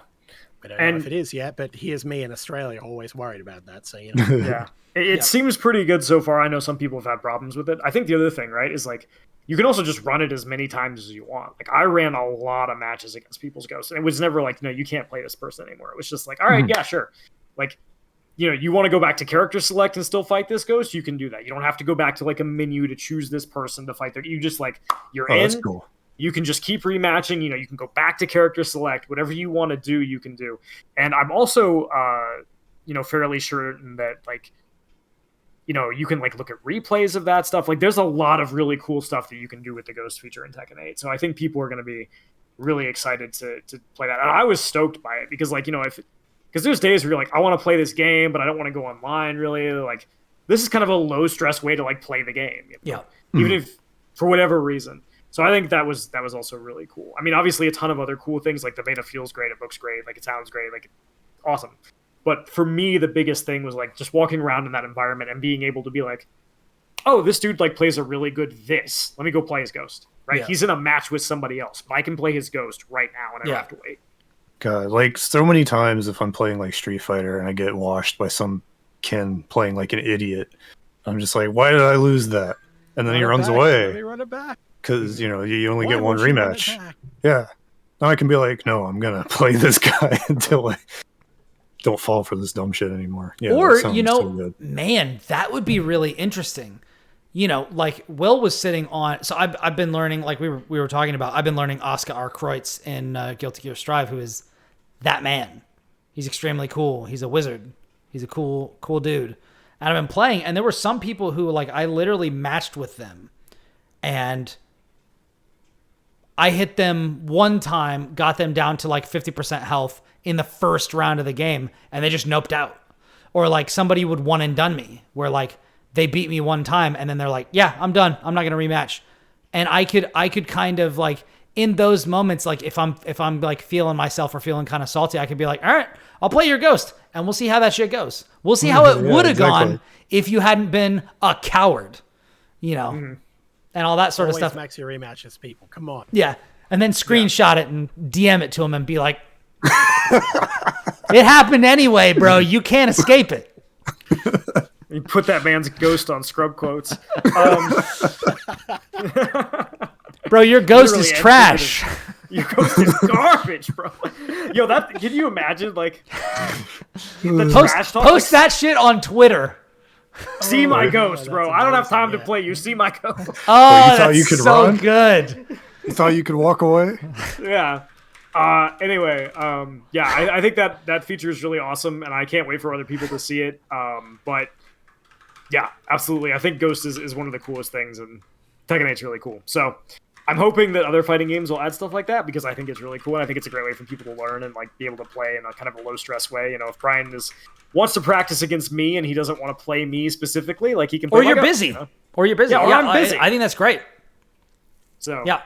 And I think that's awesome. I think it's really awesome. And one of the things that I was going to mention is, like, obviously I haven't played Tekken yet. I've tried to enter several of the betas, and every time I try to get in there, it's like there was a problem, and I'm like, can you fix the problem? And I'm like submitting my information, and it's like, no, there was a problem. We can't help you. It's over. And I'm like, oh, okay. I guess F me then. I guess that's fine. Rip. But we're gonna see if I can get in on this next one, or if I can get review here or whatever. But one of the things I think is interesting that I did want to say is that, like, things like this, things like the way that Street Fighter 6 has kind of like simplified, focused things, added quality of life things. Like, I feel like these are ways where fighting games are actually getting pushed forward as a medium. Like, these are things that, like, this was a conversation that Will and I had where, it was like, what was it? Like, typically Street Fighter comes in at like the end of a generation or at some point, and they take like a lot of lessons from other fighting games that have come. There were people when Wild Assault came to Guilty Gear Strive, they were like, oh, this is Strive Rush. Like, there's the very obvious, like, things go to one game, they're taken to other games. And like we were talking about with our Sea of Stars review, and we mentioned earlier, like, there are things I want to see in every RPG going forward that I saw in Sea of Stars. Absolutely. And there are things in Street Fighter 6 and in Strive and, sounds like now in Tekken 8 that, like, man, if the entire medium adopts this moving forward, like, this can really be a, like, sea change in the medium, in how accessible it is, in how fun it is, in how engaging it is over the long term. And I think that having more options is almost always better as long as those options are good. And this is adding, like, an entirely new avenue for people to explore that just gives more freedom to this genre. And this is a genre that a lot of us here have a great deal of affection for. And having these sorts of mechanics or systems or even just quality of life improvements is a way to open this up to more people, and to have fighting games go from being a niche but important genre to being like, there's only a couple of fighting games that are really mainstream, and I would love to see that no longer be the case. I would love to see Arc Sys games be even more mainstream than Dragon Ball and Strive, And I think that the more systems like Ghosts, like all this sort of stuff that we see, I think the more likely that is to happen. So even if Tekken 8 doesn't vibe with me, I can at least be really excited that this is something that exists, that other developers can, steal and put in their games, just like rollback. Like, there was a time not that long ago when rollback was an anomaly, and now it is the standard. And we're all that in itself was not a good time and not reflective of of actual policies and development and such. It was almost just stubbornness and no, it works fine. Yeah, stop that. Yeah. Oh, we have a we system. Solved this problem like 12 years ago. It's free.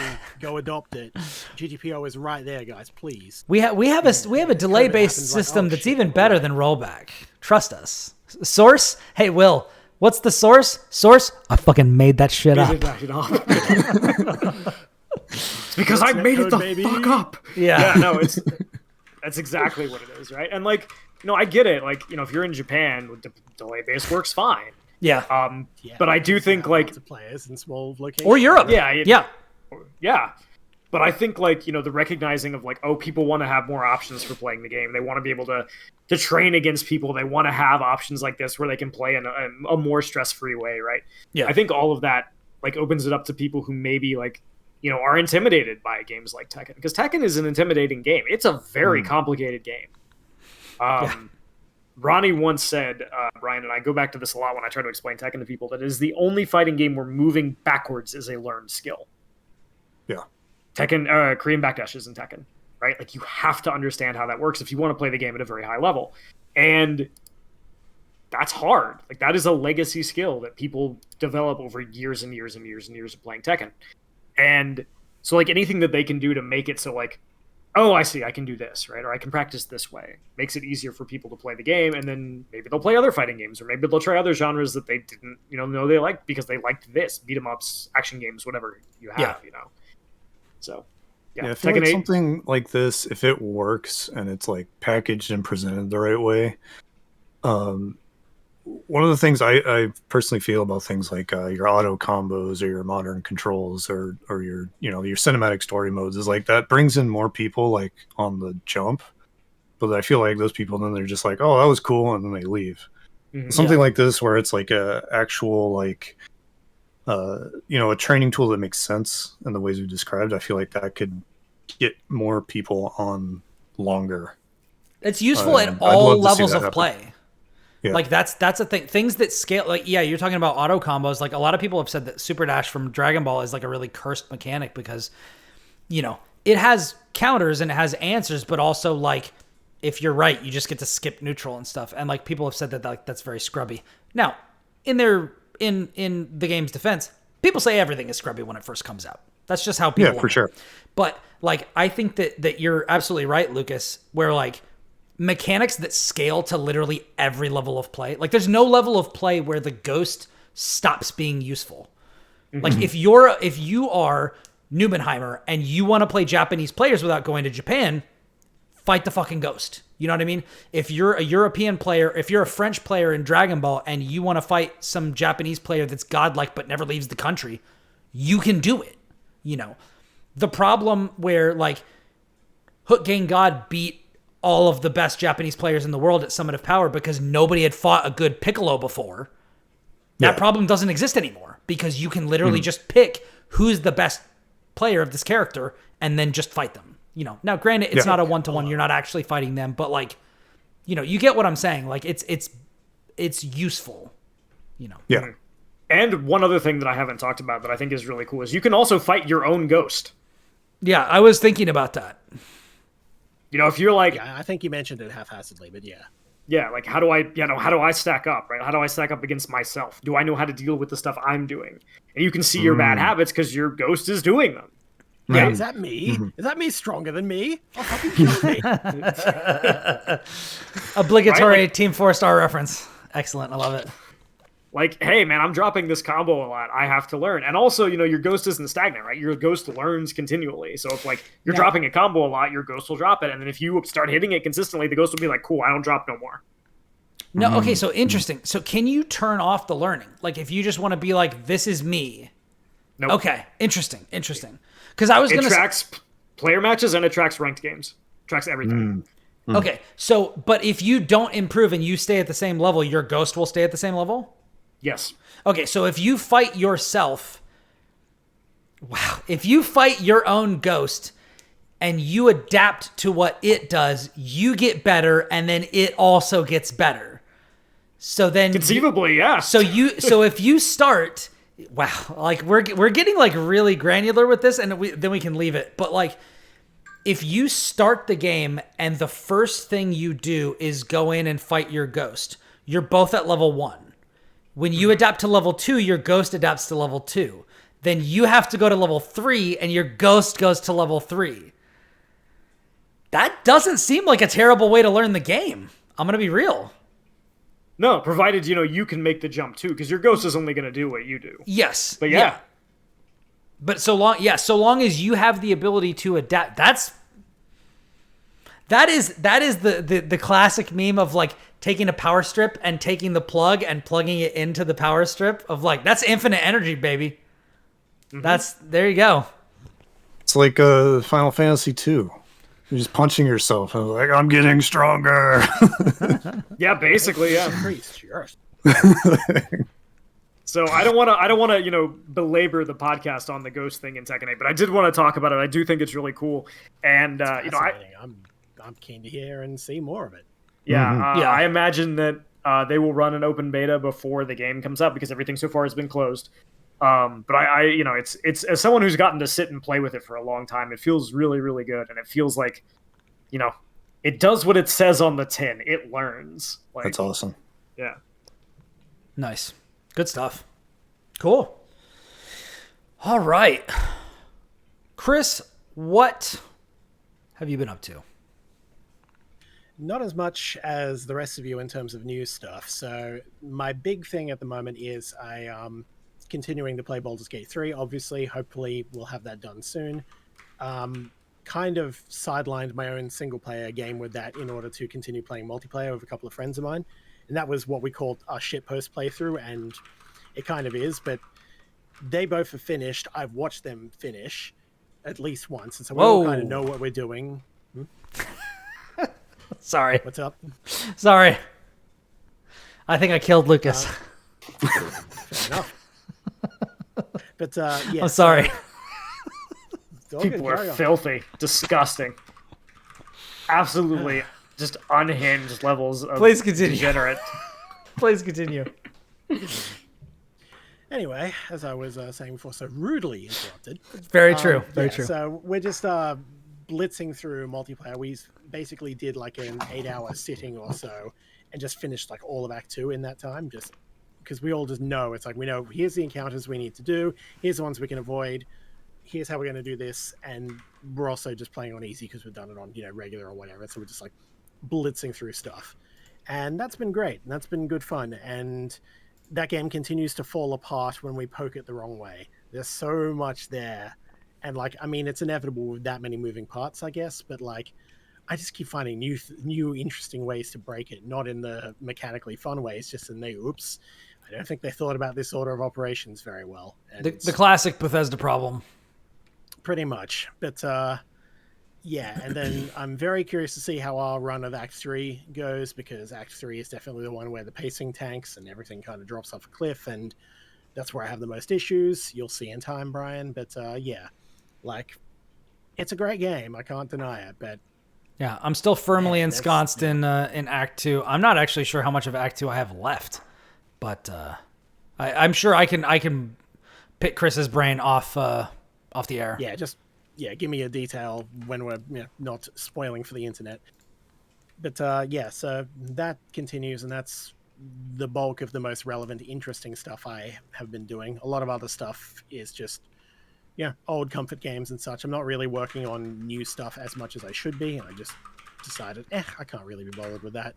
But still need to go back to Phantom Liberty. I still need to continue chipping away through Wargroove 2, which is more Wargroove. And the first one was great, and this is great. And I'll have more to say once I actually wrap it up and can probably give the differences and such. But yeah, that's largely it from me. I'm mostly just here to provide color commentary for y'all. I mean, a worthy goal, to be sure. Yeah. Well, if that's it, then I'll grab the mic and talk about something I've been getting into lately that I'm a huge fan of. And that is the Cosmic Wheel Sisterhood. Ladies and gentlemen,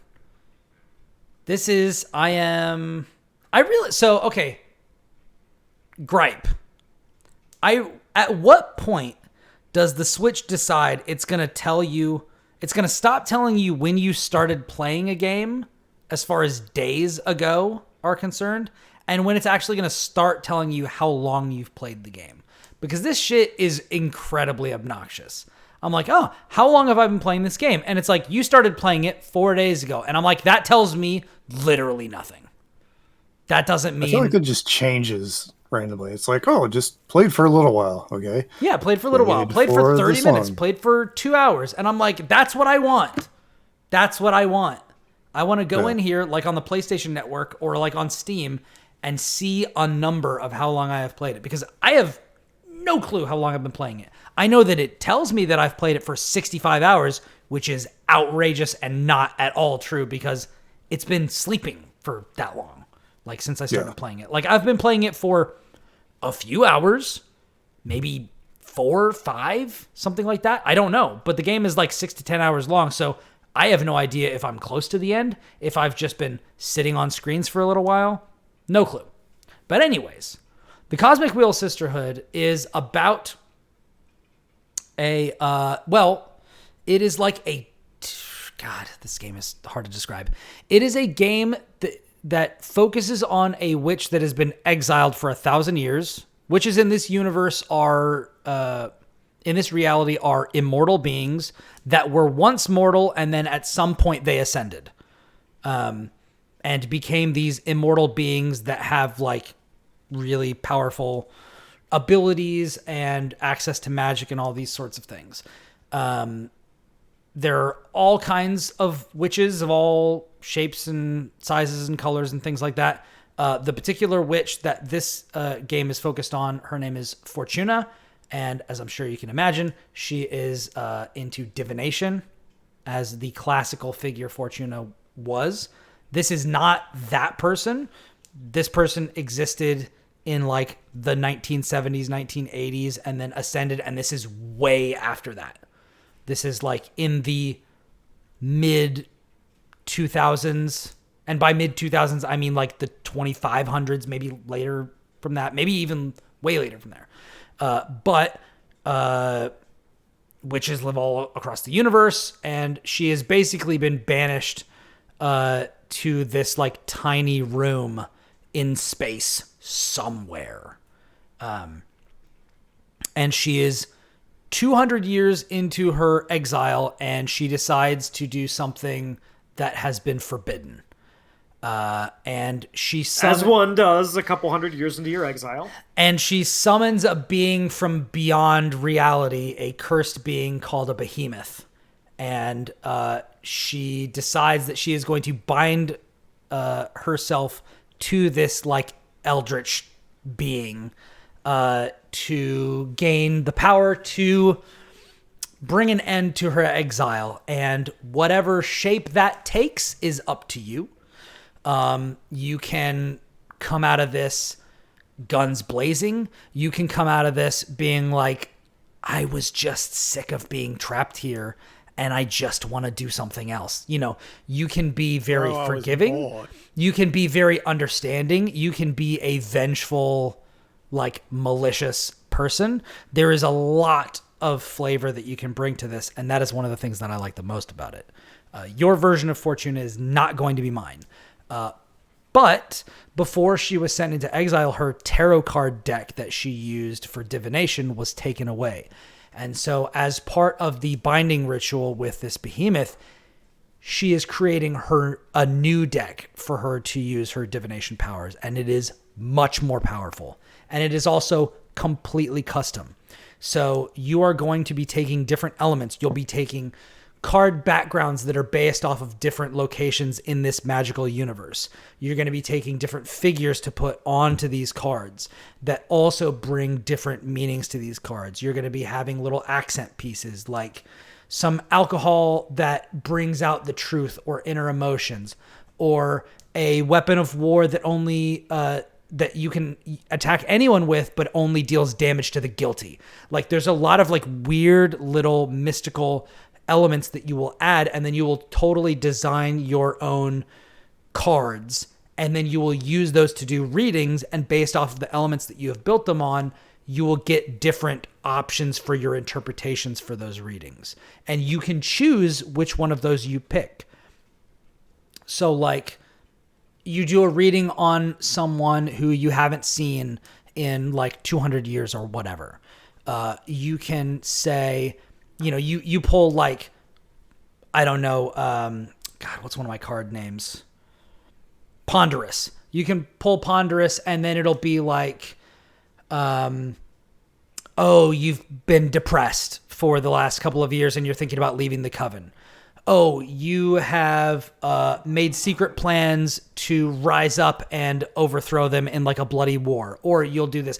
And you can just pick any of those three. And as the game goes on, you create more cards based off of the resources that you've collected from the readings that you've done. Based on what you do readings of, you will get one of the 4 elements like earth, wind, air, and fire. And you can use those elements to draw on certain ideas and things to create new cards. It all kind of feeds into itself. So if you lean into a certain aspect, like you will be rewarded for that, and then that will help you feed more into it. But there are also like, you can make totally balanced cards that draw in a lot of energy from all sorts of different things. There is like a witch police person that comes to you very early on, and they're charged with kind of keeping the peace. And depending on how violent your tendencies are, you can, really run afoul of them, or they can be your allies. Like there is, the leader of your coven that banished you. Something happens with her later on. You can determine how you react to that. Like there are a lot of really different ways that the story can play out. And I love it. Like the first night, I literally, the day I posted about this, but I bought Mario Wonder at the store. I bought Spider-Man 2 at the store. I came back that day. I jumped into those games, but I had already like a couple of days previous jumped into Cosmic Wheel Sisterhood. And that night, instead of staying up late playing Mario or Spider-Man, I stayed up until fucking 3 a.m. playing this game in my bed on my Switch.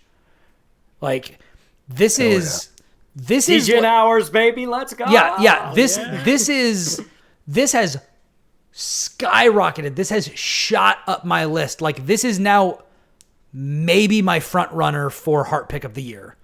It is definitely in the conversation for like one of the coolest games I have played in a really long time. I need to look up actually how much it is.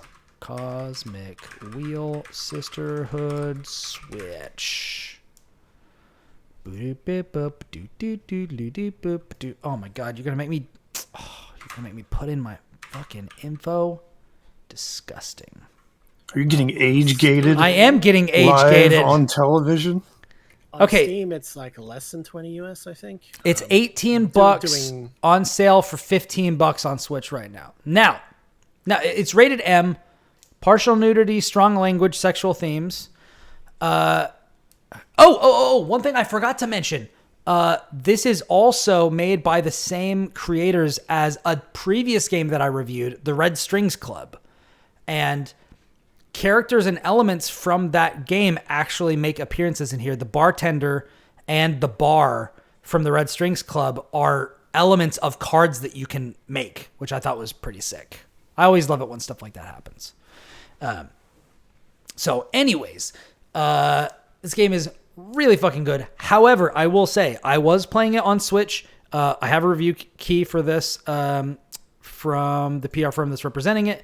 I reached out and actually asked them if I could get a PC key, because to me, being able to precisely like lay out your cards, because you drag like different elements, like you're building what these cards look like. And I really wanted to get more involved with that. And there are options when you're playing it on Switch or on console to like, if you move things around with the analog stick, it's like way faster. And if you want to get precision, you can use the D-pad and just tap and it'll literally move like 1 pixel. So you can get really precise. It was just a little bit more fiddly than I wanted to deal with. For stuff like this, for stuff like CRPGs, like I just tend to just not on console, even though they're totally playable if you want to do that sort of stuff. But I definitely say that like, if you want to get more involved with the card building stuff, with like the design aspect of it, having a mouse is really nice. So maybe consider that when you're thinking about when you're going to play it. On the other hand, if I hadn't gotten this game on Switch, would I have been playing it in bed until 3 a.m. to really learn how much I love it? And I really can't argue against that either. So, you know, drag your desktop monitor on your bed. It's fine. Yeah, exactly. But like, yeah, I mean, I love this game. Of all of the games that I am playing, this is like maybe number one.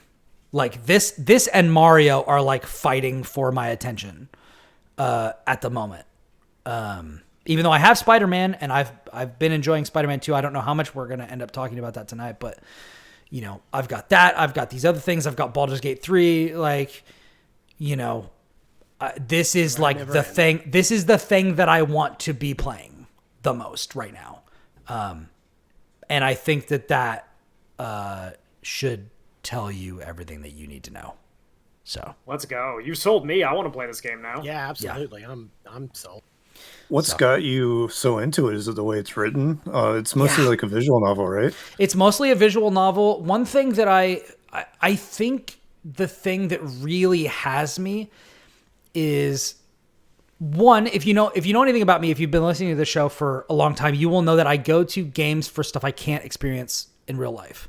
I go for the imagination. I like fiction because I like to see what people can come up with. And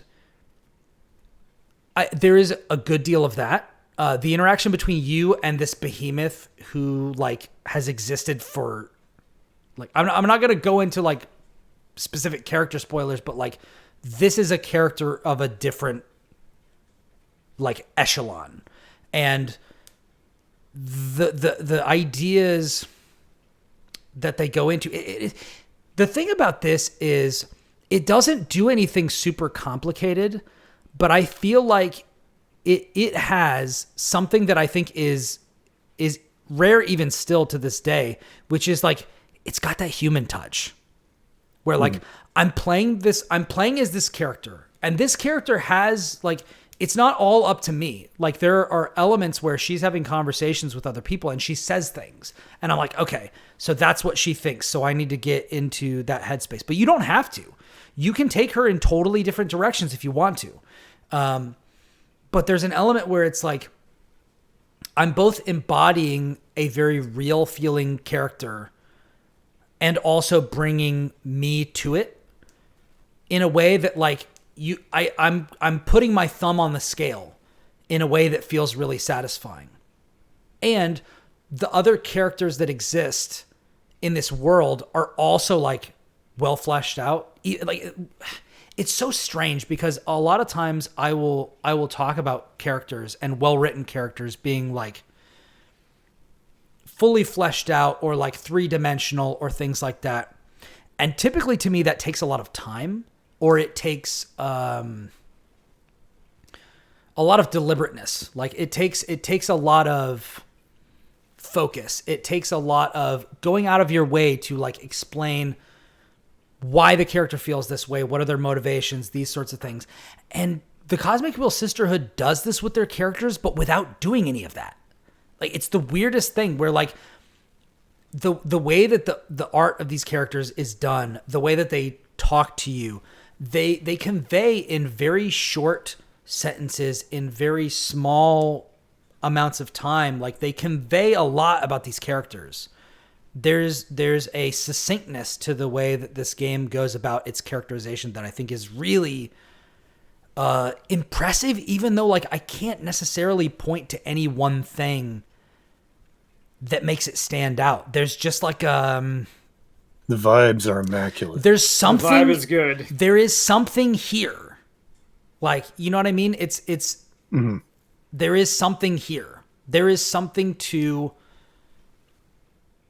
I wouldn't even say it's the ring of truth, but like there is some element, there is some human element of reality. Like there's a scene where there are several scenes where it flashes back to Fortuna's time as a mortal on Earth. And there's a scene where like she's there and her sister is there and one of their friends is there. And they're having a conversation on the beach while they eat pizza and drink wine. And like that scene is fucking great. And like there are load-bearing things in the story that happen in that scene. Like decisions that you make that affect the fate of like all of these characters and the greater story and the greater like things that are going on. yeah, it does all of that really, really well. The pacing is really great. It also lets you pick. Like it would be like what if Persona, but Morgana never made you go to bed if you didn't want to. Like, you know what I mean? Let's go. Like, in Persona 5, Morgana's like, yeah, you should probably sleep.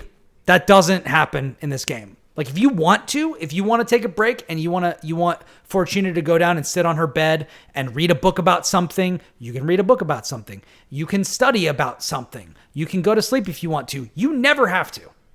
You can literally just be like, all right, let me get a visit from somebody. Let me talk to somebody. Let me talk to my behemoth. Let me do a reading. Let me build more cards. Like, you can just do what you want. And like, it's crazy to have a game that is, apart from the flashbacks, taking place in one room and have it like feel that dynamic, I guess. But yeah, it's great. It's great. Real 12 Angry Men energy. Yeah. That sounds awesome. Yeah. Like, it's, you know, and 12 Angry Men is like one of my favorite movies of all time. Like, It you is know, my absolute favorite. So yeah. It's great. And, you know, Great film. I don't know where this is going to go by the time I get to the end of it, but like, it's kind of hard for me to think about a game that like grabbed me by the freaking lapels as hard as this one has this year. Well, you've sold me, so yeah. I'll see how it goes. I'm sold. And it's super cheap. You know, it's on sale until November 1st on Switch for $15.29.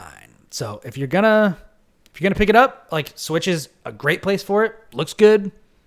It's good stuff. My daughter said that when I was playing it earlier today on PC to try to catch up to where I was, I'm trying to make like all the right decisions, but I think I did one dialogue choice differently, and then I didn't have exactly the number of resources that I had to make the card that I did when I did it. So I'm like, like, I'm trying to like get, but then the next time I like made the same decisions and I had enough, and then I was able to catch up. But yeah, it's dope. And like my daughter was like in here watching me play it, and she was like looking at the behemoth and was like, I don't want to look at this anymore. Like, it's like one of these beings from beyond the stars that like my daughter didn't want to look at because it was like unsettling. So like, you know, there's another win, you know, if you consider it, but yeah, anyways, that's what I have to say about the Cosmic Wheel Sisterhood. And I will definitely have a full review for that when I finish it, because I am definitely beating that game for sure within like the next week or two, for sure. Sweet. Hell yeah. That was too positive. We should talk about Sonic the Hedgehog next.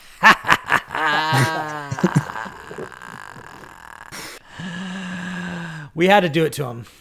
Let him have it, Lucas. Show him no mercy. Oh, man. For they deserve none.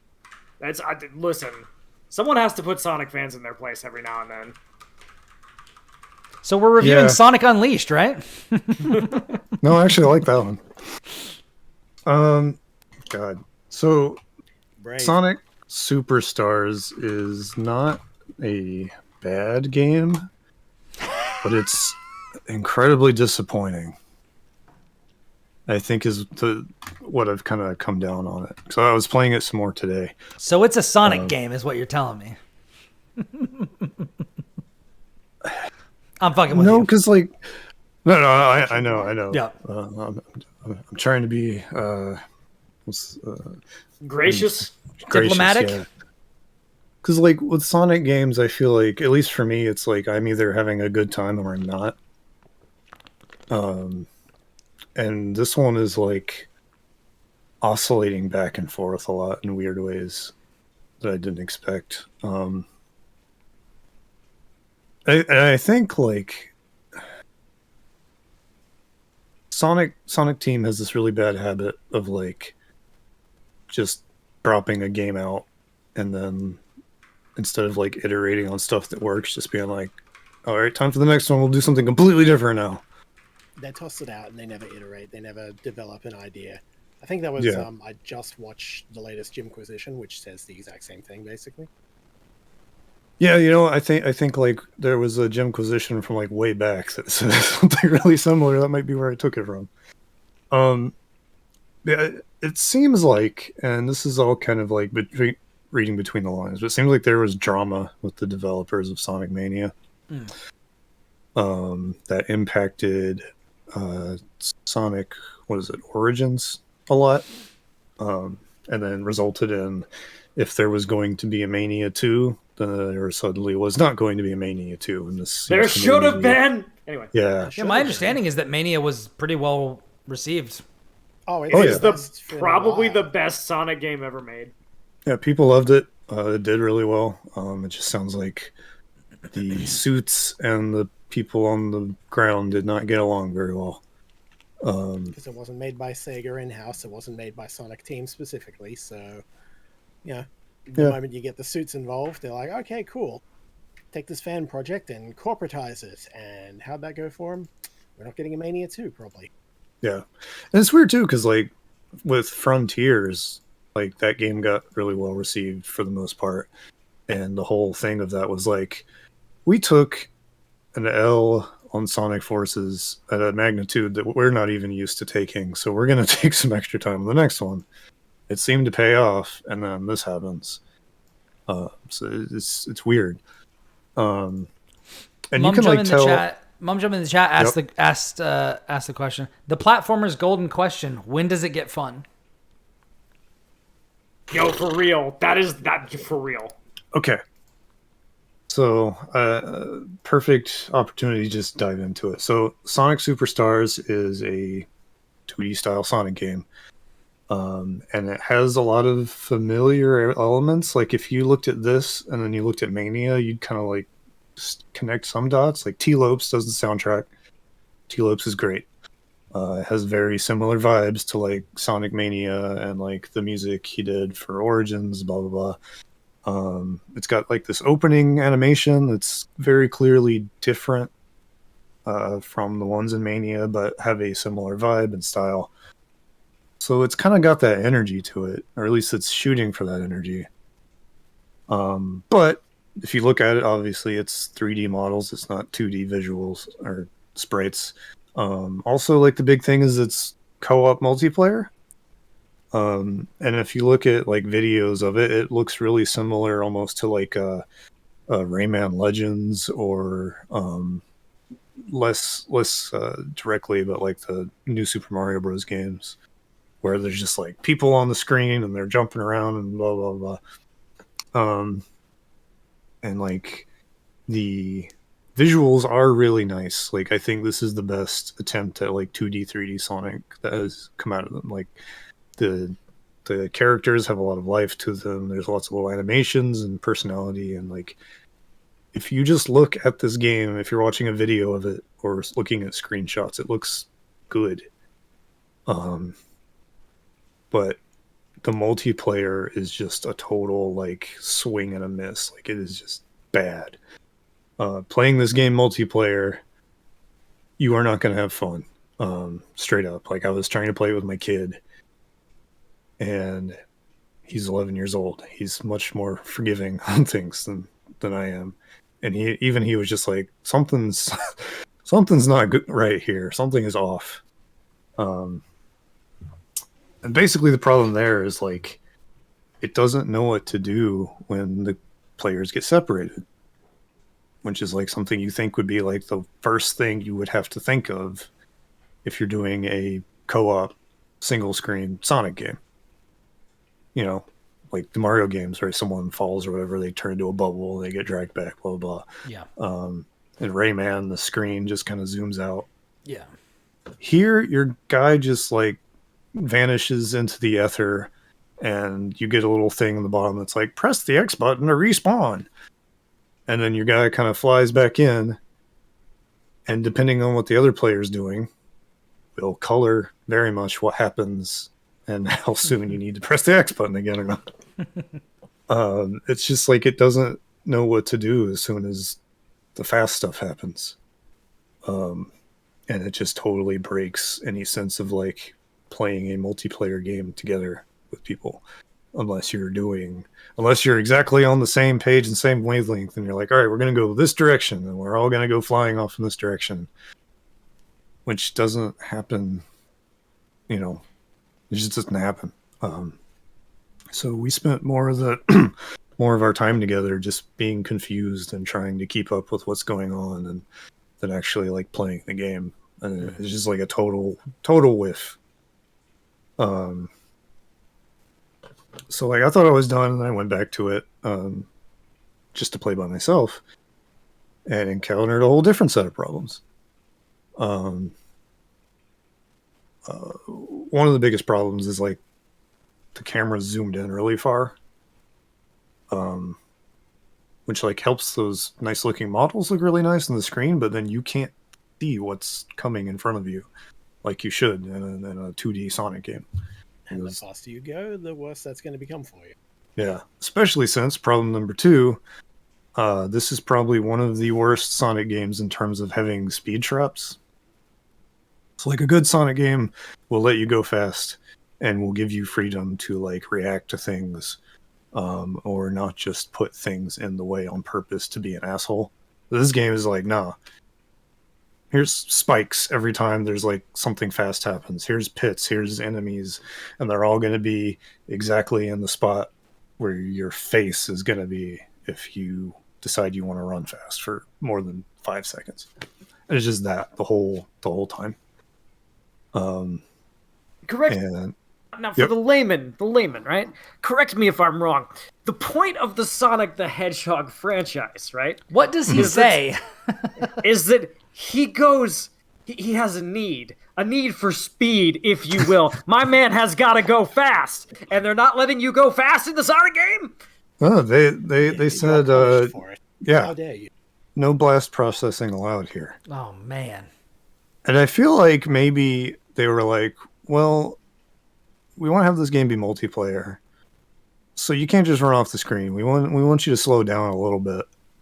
So instead of just like slowing the game down, like they did in literally the last Sonic game that just came out, they're just like, we're just gonna like kill you, basically.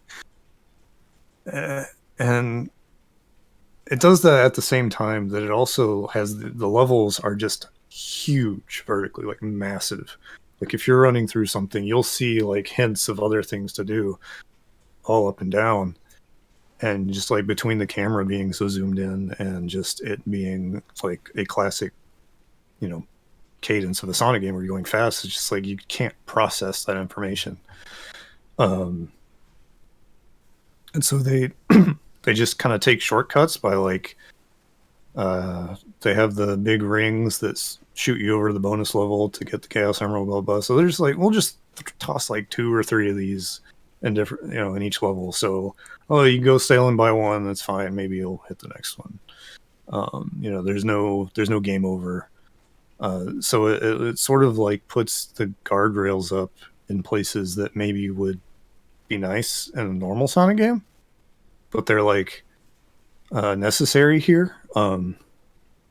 I think you'll appreciate this, Brian. It feels like the respawn button in the Hot Wheels games.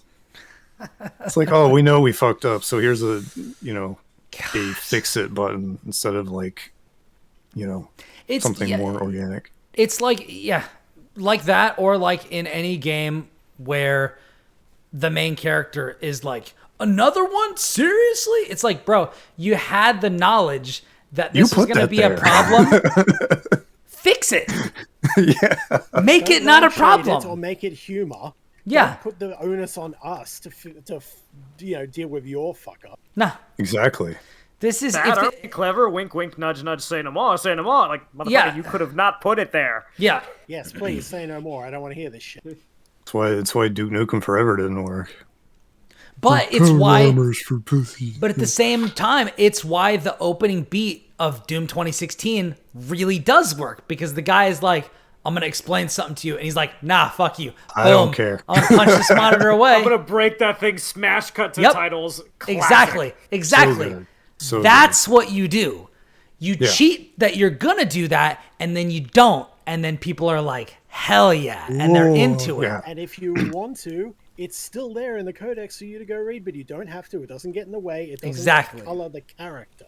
And if you have a choice, I'm looking at you, developers, pay attention to me, okay? Look at me. I'm talking to you, all right? Hey. Him. I'm talking to you. That one.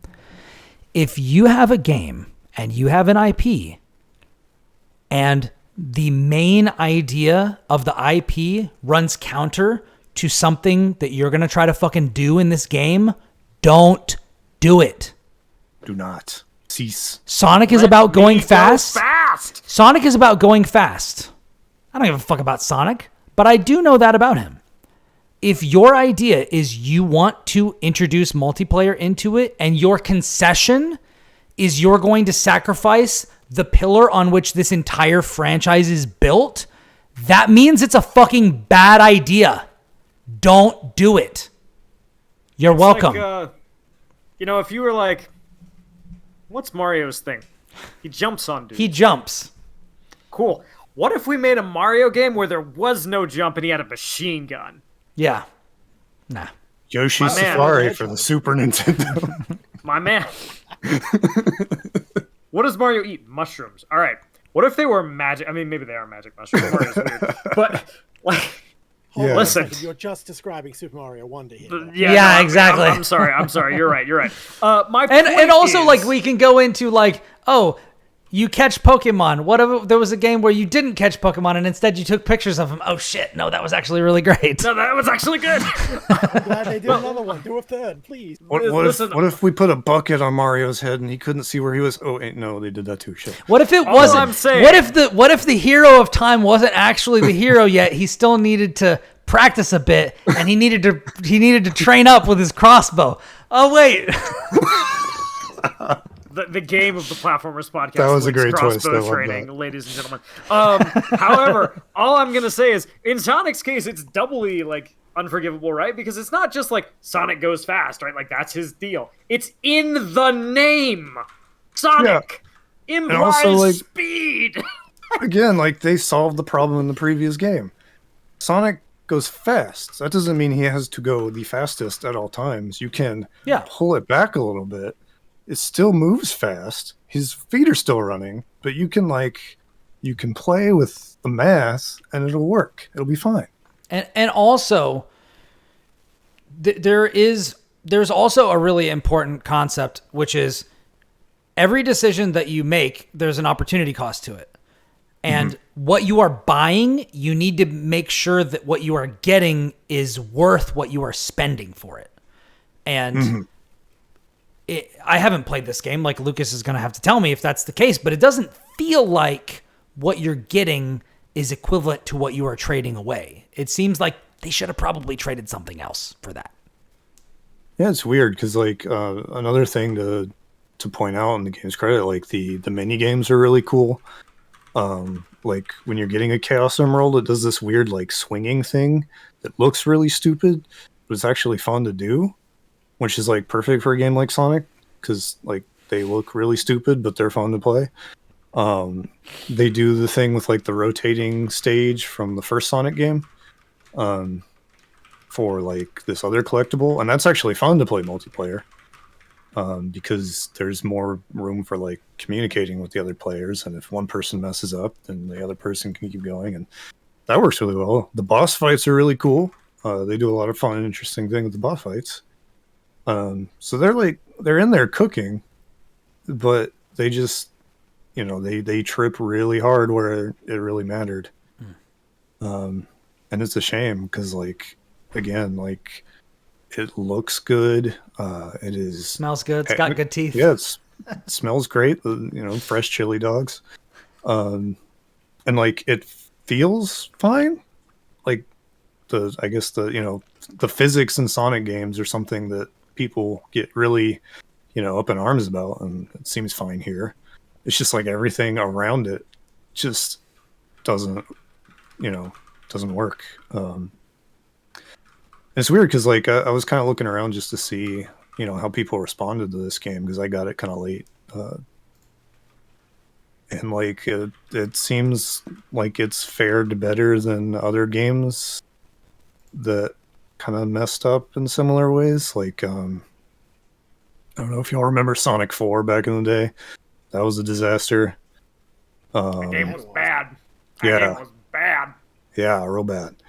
I think there was like some parts of. I mean, Sonic Forces was pretty panned, although I kind of cape for it sometimes. But people seem to kind of like be like, kind of good, sort of, but it's like I can't it's help like but feel like that's copium at this point, because it's hard to always tell. seems to be. It just seems to be the thing with this franchise, in that there was Mania, and then there basically hasn't been anything good in like almost as long as the series has existed for that length of time. Like you got to go back to the Dreamcast before Mania, and then things are just of middling quality. Sometimes okay, sometimes a good idea that needs refinement, which it never got because they don't iterate. Yeah. And then just a lot of mediocrity or just straight up bad, broken, unfinished stuff. Yeah. And I feel like this is a game where it's like, it's okay. That'll be higher than the usual bar goes for the franchise. And I don't know if it's just copium or if it's, if it's just Sonic fans desperate to have something. I don't know. But hard to tell. Yeah, because like when I say that, I'm talking especially about like actual reviews and stuff, and actual critic consensus. Yeah, critics are not afraid to shit on Sonic games. It's true, we're not. Yeah, so seeing a lot of like 8s for it and stuff was kind of surprising to me. Sonic fans need to know. Sonic fans know. Who will tell them? They don't know. Who will tell them? They if do not know. Us? They don't care. Some Sonic fans don't know. Some Sonic fans do not know. We know some Sonic fans that do not know. I was about to say, Lucas, you know that we know some Sonic fans who do not know. That's true. We know some who do. We know some that don't. It's true. It's funny. Yeah, I don't know. If I may just paraphrase a quote by, I believe it was Skill Up, said it about Pokemon. It's like, Pokemon fans, you guys deserve better. And the Pokemon fans respond, shut the fuck up, no we don't. Now, I can't help but feel like that's applicable here. It's fair. Yeah. Listen, Sonic fans are not here for the games. We all know what they're here for. We all know what they're here for. Yep. That's true. They're here for They're here for the they're cool here for the t-shirts OnlyFans and merchandise. Yeah, they're here for For the wholesome Sonic Christian meme. There you go. Listen, the place where Sonic can definitely go fast, and that is on OnlyFans. Yeah.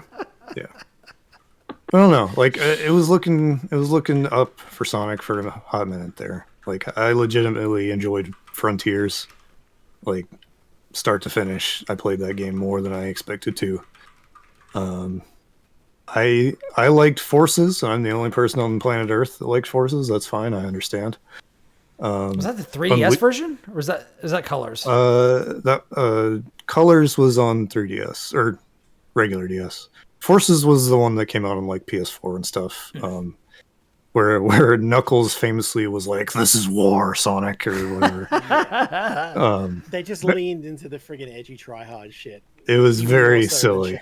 Well, not quite as more so than Shadow the Hedgehog, but Which one is the one where they get like a briefing from the president?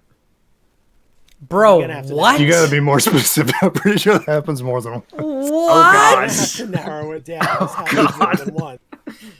Oh my god! I am now There is 1,000% more literally a interested mission in Sonic. Adventure 2, where you basically have to kidnap the president to protect him from Eggman. Hey, Kris, remember how during a couple times during this show I said there was knowledge that I am now poorer for having?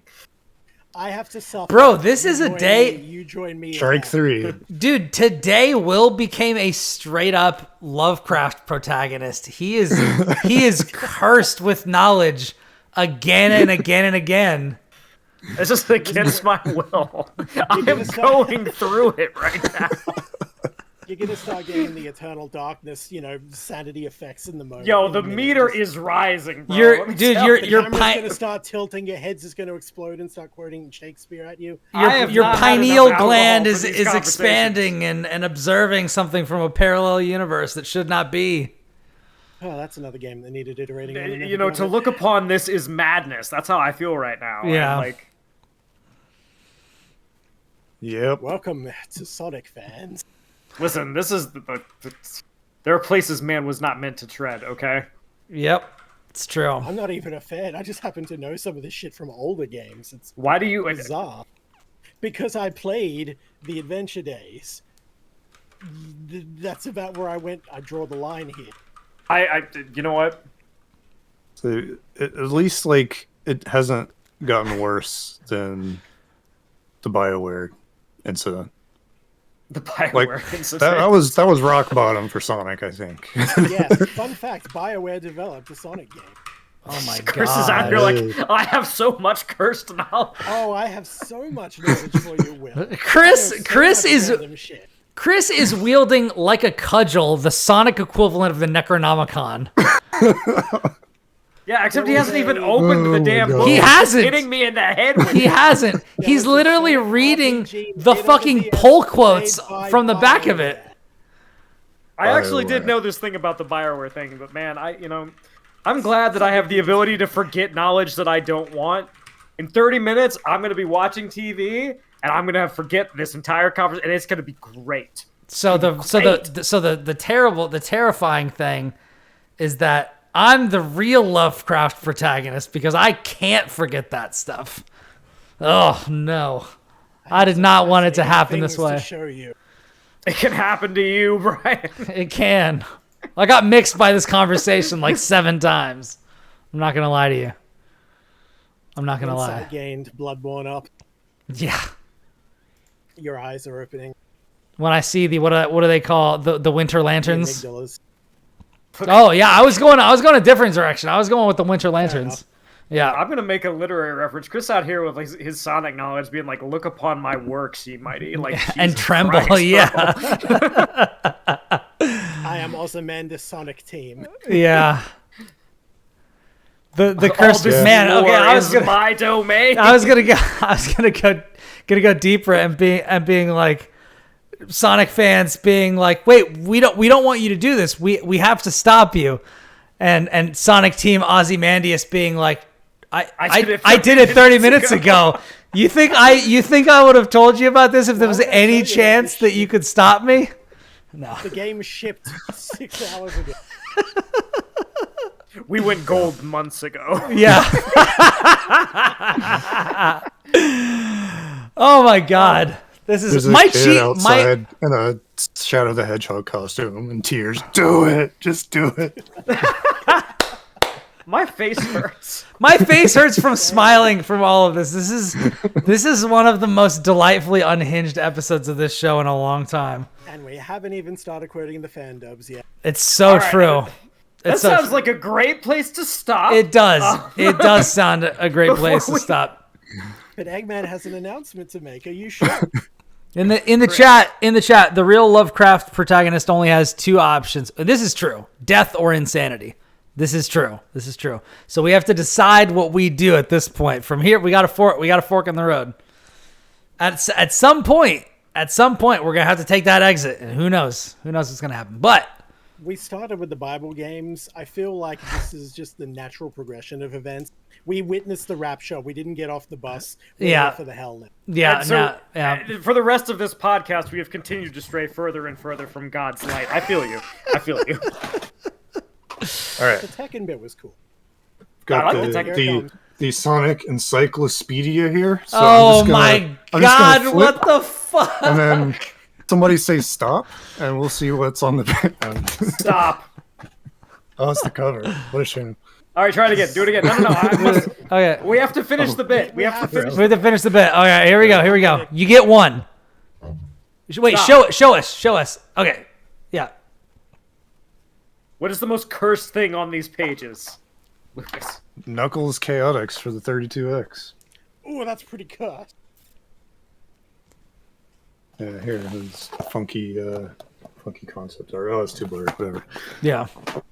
I'm just gonna. Could have landed on the like, Sonic arcade popcorn machine, but here's what I'm gonna do. I'm gonna assume that it's not blurry because you've got background blur on. It's blurry because God Himself intervened to save us.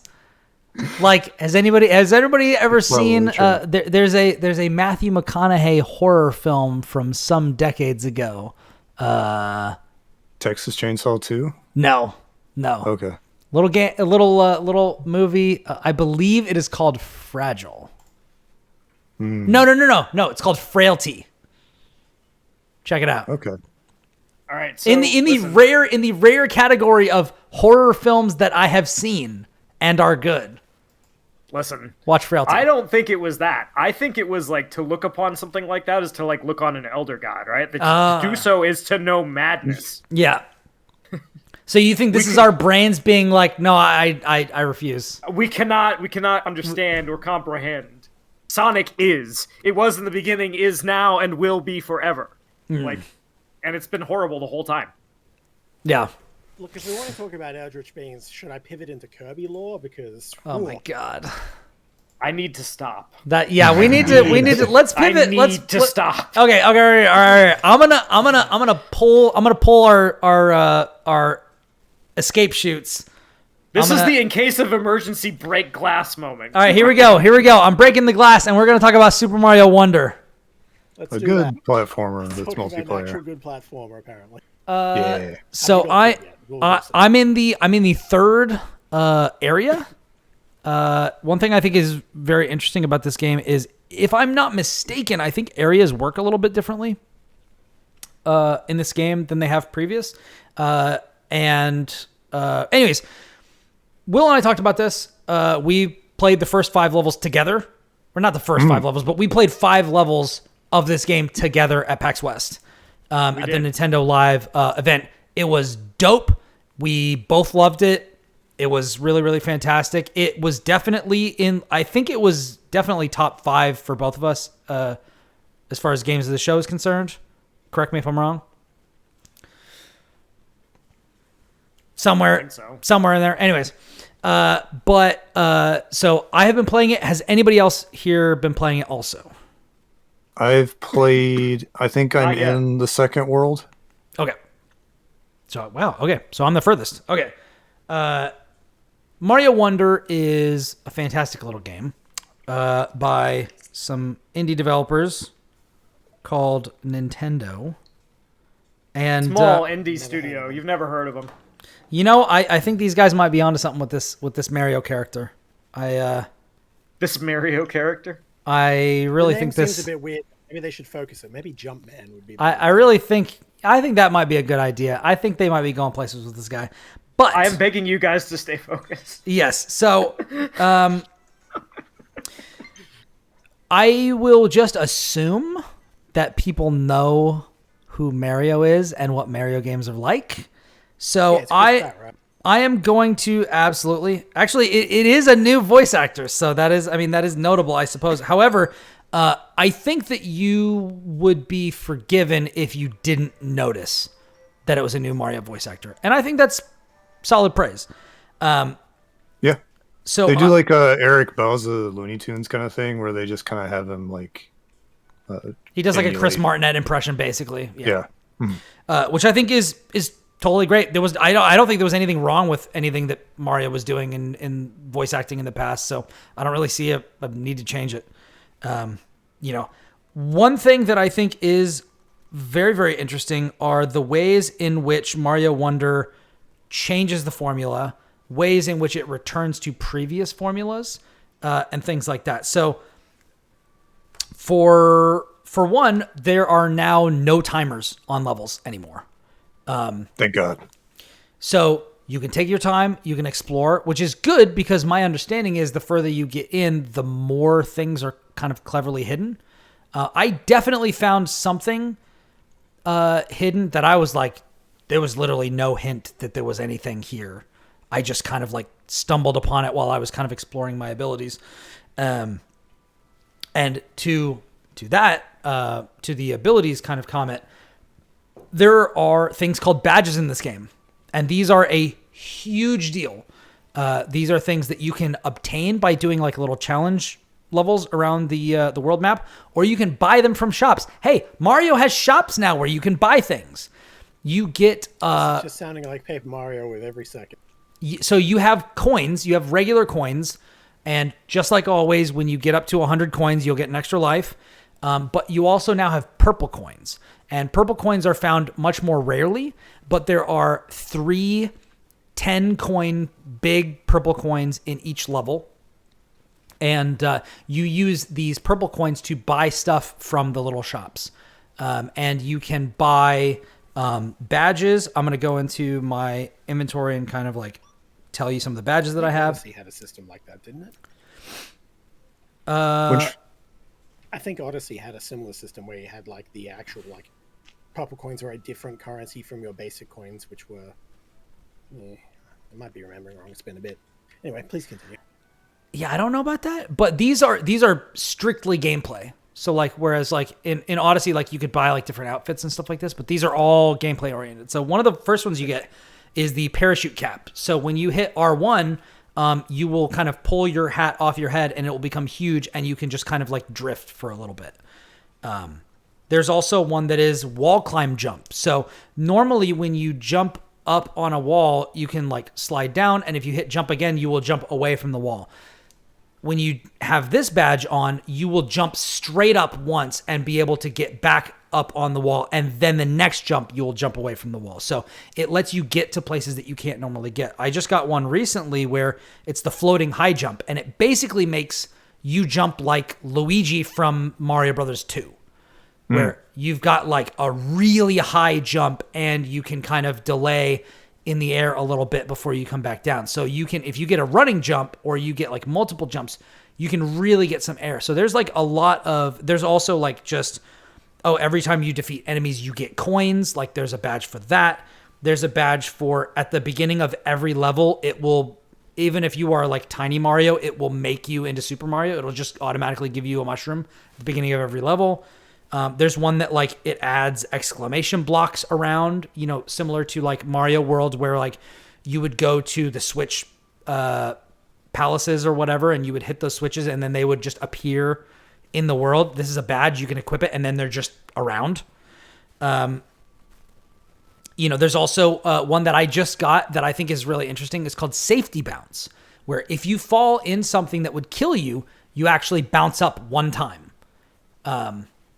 Before then. So one time per fall. So you have one chance to get out of things that would be deadly otherwise, which that's what I'm about to start using because I just got it. I haven't had a chance to use it yet, but I think I'm about to be in an area where there's like a lot of lava, and having that option where like this has existed in 3D games, like, you know, in Mario 64 or, you know, in Mario 3D Land or whatever, like you could pop down into lava and then he would like pop up, grab his butt, be on fire, like run around, whatever. A little bit of health, but yeah. I'm not sure if that's what's going to happen here, but like that is kind of the idea of something that would be a game over isn't going to be anymore. And you won't lose a life from that. And I'm a huge fan of that. Like, you know, we've talked about that in some of the like really bad Dark Souls knockoffs or like older platforming games where like, instant death pits. Like, I just think that shit's not fun. I think that, you know, you should do the Link, Legend of Zelda thing where, like, you fall in a pit, you take a little bit of a health tax, and then you just move on with your life and see if you can avoid it. Like, I think that's a way better, more merciful, and more respectful of the player's time way to do it. And the fact that they've got options in here where you can lean into that sort of a thing if you want to, I think that's great. Another thing that I think is interesting are the Wonder Seeds. And so previously you would have like Power Stars or Power Moons or whatever. In this world, they're in a kingdom that they've never been to. It's the Flower Kingdom. It's totally brand new for Mario Wonder. You will get, at the end of a stage, you will get a Wonder Seed, and there are hidden ones other places in the level. And if you find one, it will do something to transform the level into a totally different way of being. So, for example, I did one that was really, really cool, where I was going along, I was doing it. It's a 2D side-scrolling game, and then I got the Wonder Seed, and then it pivoted the perspective, and I was looking down on Mario's head, and the stuff that I had been looking at became a top-down game. And then I was like wandering around, avoiding different things. I lost the ability to jump, but I was able to like wander between things in a way that like I'd never played Mario before.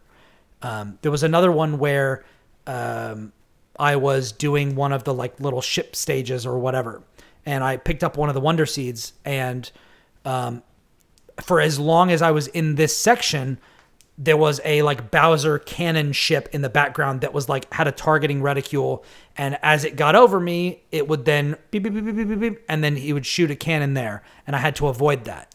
And then if you can survive long enough to like explore and get to a place where like the actual Wonder Seed is at the end, you can claim it, and then boom, it pops you back to like the regular version of the level that exists. And that really spices things up in a really fun, cool way. There are a lot of new mechanics. There's like cake that you can like walk across that like the longer people are on it, it like goes down and then it can disappear and then drop you into a pit at the bottom. There are new power-ups. Like everybody has seen, the elephant power-up, which is a great power-up. Elephant's very good. You can fling your trunk around and like deal tons, like just knock out enemies that are right in front of you. Also, I have noticed the hitbox on it is very, very gracious. And there are definitely like more gracious things. Like I've done things where like I was jumping up and I'm like, I'm going to fall like right in such a way that like I'm going to get clipped on the front and like that's going to be it for me. That's going to be a life lost, but like it gave me a little bit of that grace where like it actually gave me credit for jumping on the character that I was trying to, in a way that like would not have happened in previous games. And I'm like, that's cool. This game also has like, it's not just straight easier.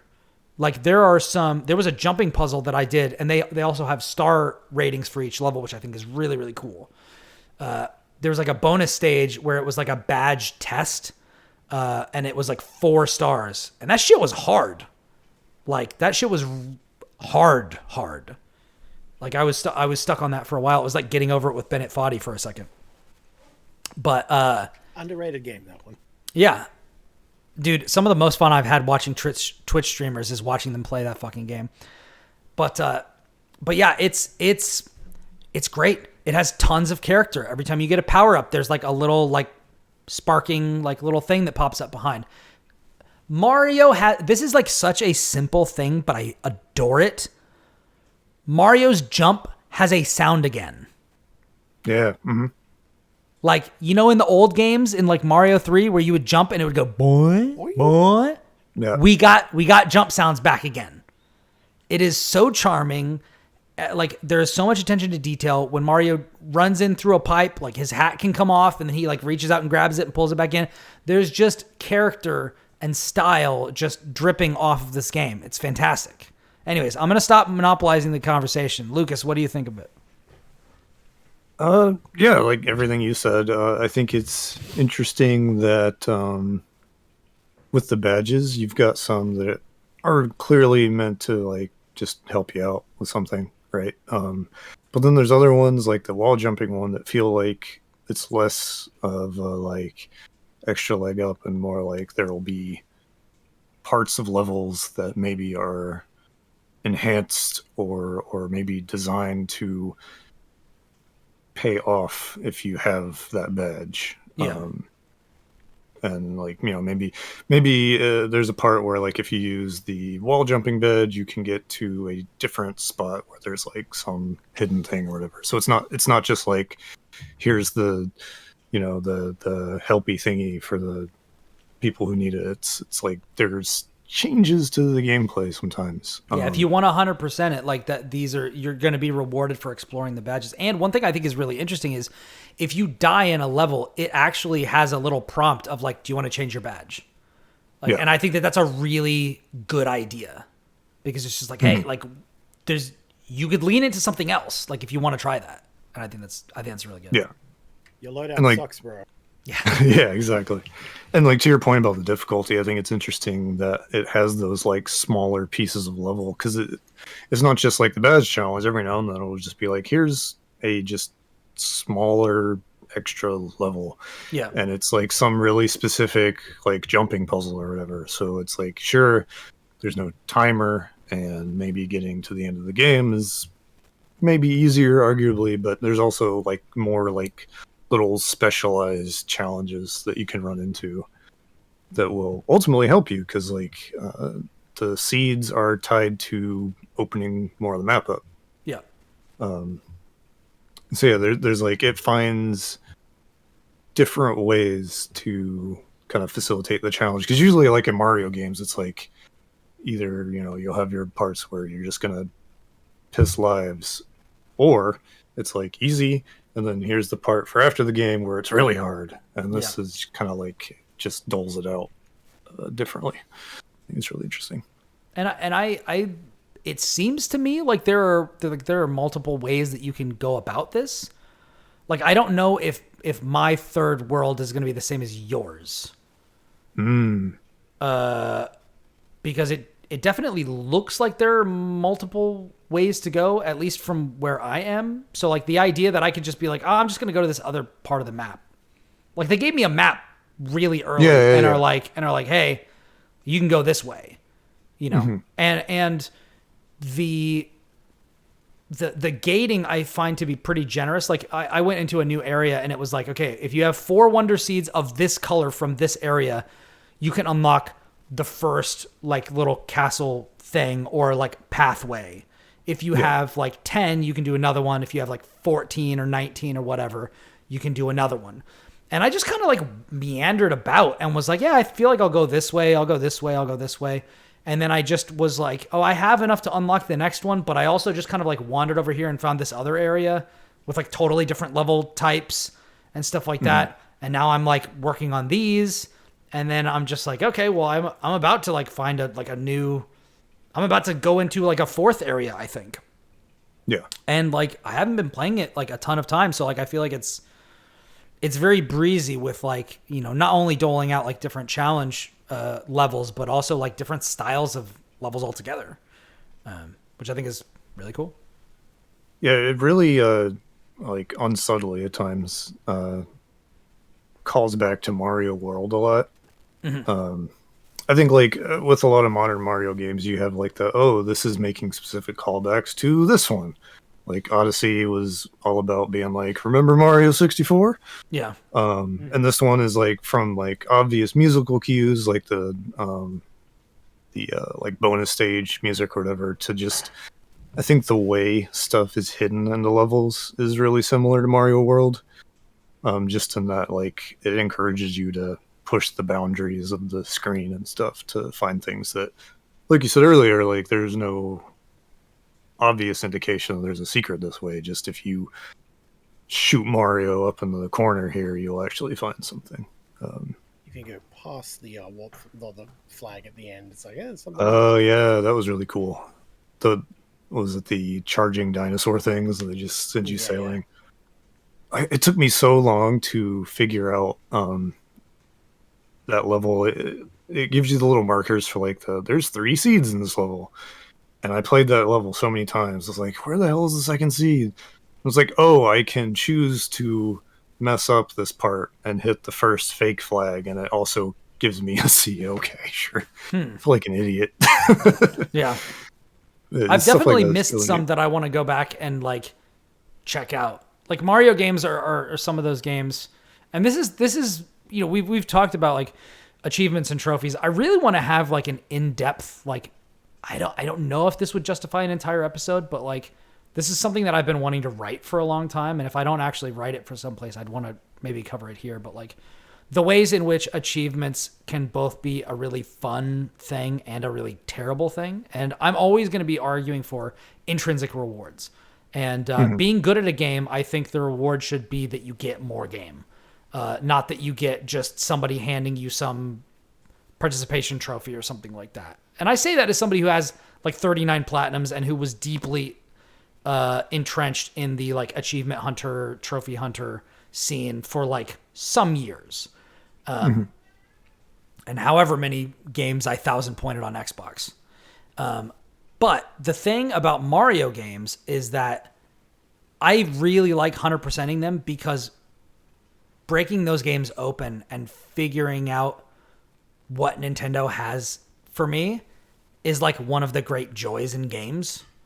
And because of the different, I'm not going to, it feels weird to say spoil, but like there's different power-ups that I think in this game are like some of my favorite that have ever been in Mario games.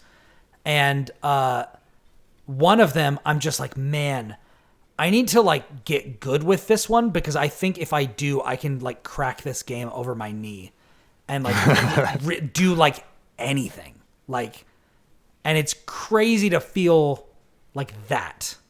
Yeah. You know what I mean? Like sick tech going, yeah. For them to introduce something that is so simple and so straightforward, but like I can think about the applications of it and be like, shit, like I think I might actually, if I can do what I think I can do, like I might be able to do like anything. And have that be something that like has never been introduced, is like a totally brand new thing, is just like, man, that's sick. Like that's really cool. I mean, this definitely gets this pure video game. Yeah, I'm not anywhere near through with this game, but this. Oh yeah, I totally forgot to say this for Cosmic Wheel Sisterhood. That and Mario both get absolute Catch the Fever award from me. So that's not even close. Like these are two absolute bangers that are coming in. You know, not right before the end of the year, but like you know. But yeah, it's fantastic. I cannot wait to play more. This is one of the two games that I'm just excited to, as much as I love podcasting, I'm excited to stop doing the show tonight so I can play one or more of these games. But I have such knowledge to inflict on you. It's true. No, It's there's true. too much knowledge. The Sonic segment's over. Enough knowledge. The Sonic Sonic segment is never Sonic over. Superstars, by the way, I guess I can say it doesn't catch the fever. Yeah. Unfortunately. It gets like a whiff of the fever, and then A whiff of the fever. Yeah. A vague idea of the fever. All right, that sounds like a good place to stop. Thanks, Brian. Yeah. Yeah, it's good. It's good. Lucas, do you have any final thoughts about Mario? I definitely want to play it more. I like that it has visual personality. I love the way it still uses the 3D models, but it sort of like angles the pieces of it to make it look more 2D. Yeah. And it's just like styled kind of more like the classic like Nintendo Power Mario art. Yeah. It looks real nice. Yeah, it does. It was great because we had like a decade of Mario games that just look like SpaghettiOs labels. So, ooh.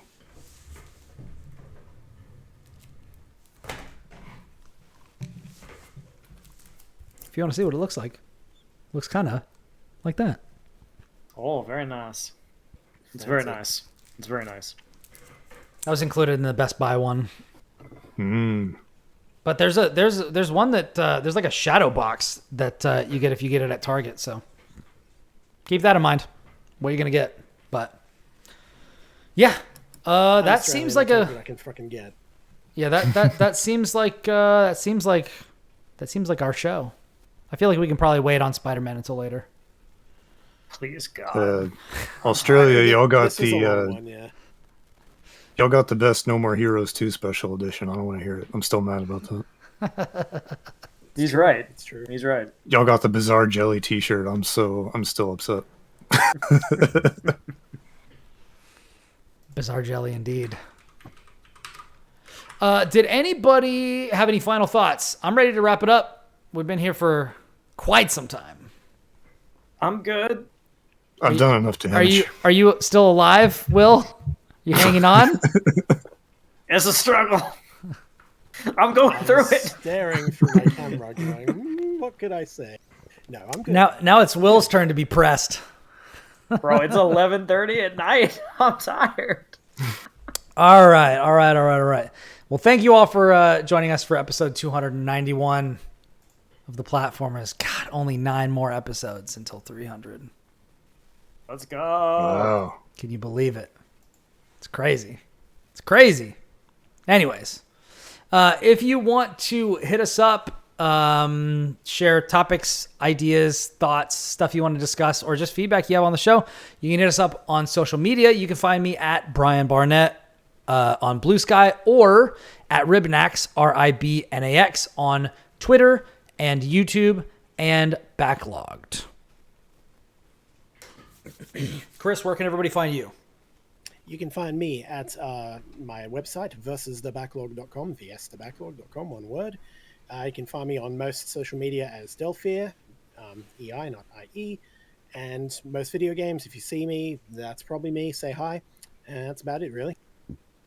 Nice. Will, where can everybody find you? You can find me on Twitter at ByWillBurger. That's burger with an O, not a U. You can also find me on a little bit more frequently. I'm still getting used to it. On Blue Sky at Edgar Allan Bro. And you can see my stuff on IGN. I'm writing a lot of Tekken pieces, among other things. So check me out. Tekken. So much Tekken. It's true. It's true. Lucas, where can everybody find you?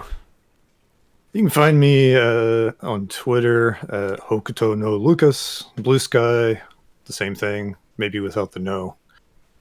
I'm mostly writing at Shack News lately because Game Crate got banished to the Dark Realm. Yeah, who knows? Maybe somewhere else, but yeah. Maybe here more often, who knows? Maybe. It's good to have you. Well, Maybe. we'll just have to. I don't think there's anybody here who knows what's going to happen with that. Wink. Depends You have on my when the next Sonic curiosity. game is. Now you have my attention. Yeah. Yeah. Yeah. And if you want to see what I am doing, you can follow me on Twitter. I will talk about all that sort of stuff. But I also have some developer interviews that are up on IGN. For IGN Plus, which is something that I run point on editorially. I've got some cool interviews that are coming up, and I will let you know when they go live. Anyways, if you like the show, please leave a review and tell somebody else about it. We don't advertise, and that's the only way that we've got to spread the word. From everybody here at the Platformers, we hope that you have a wonderful week and stay safe out there, because until next time, we are out. Peace. Peace.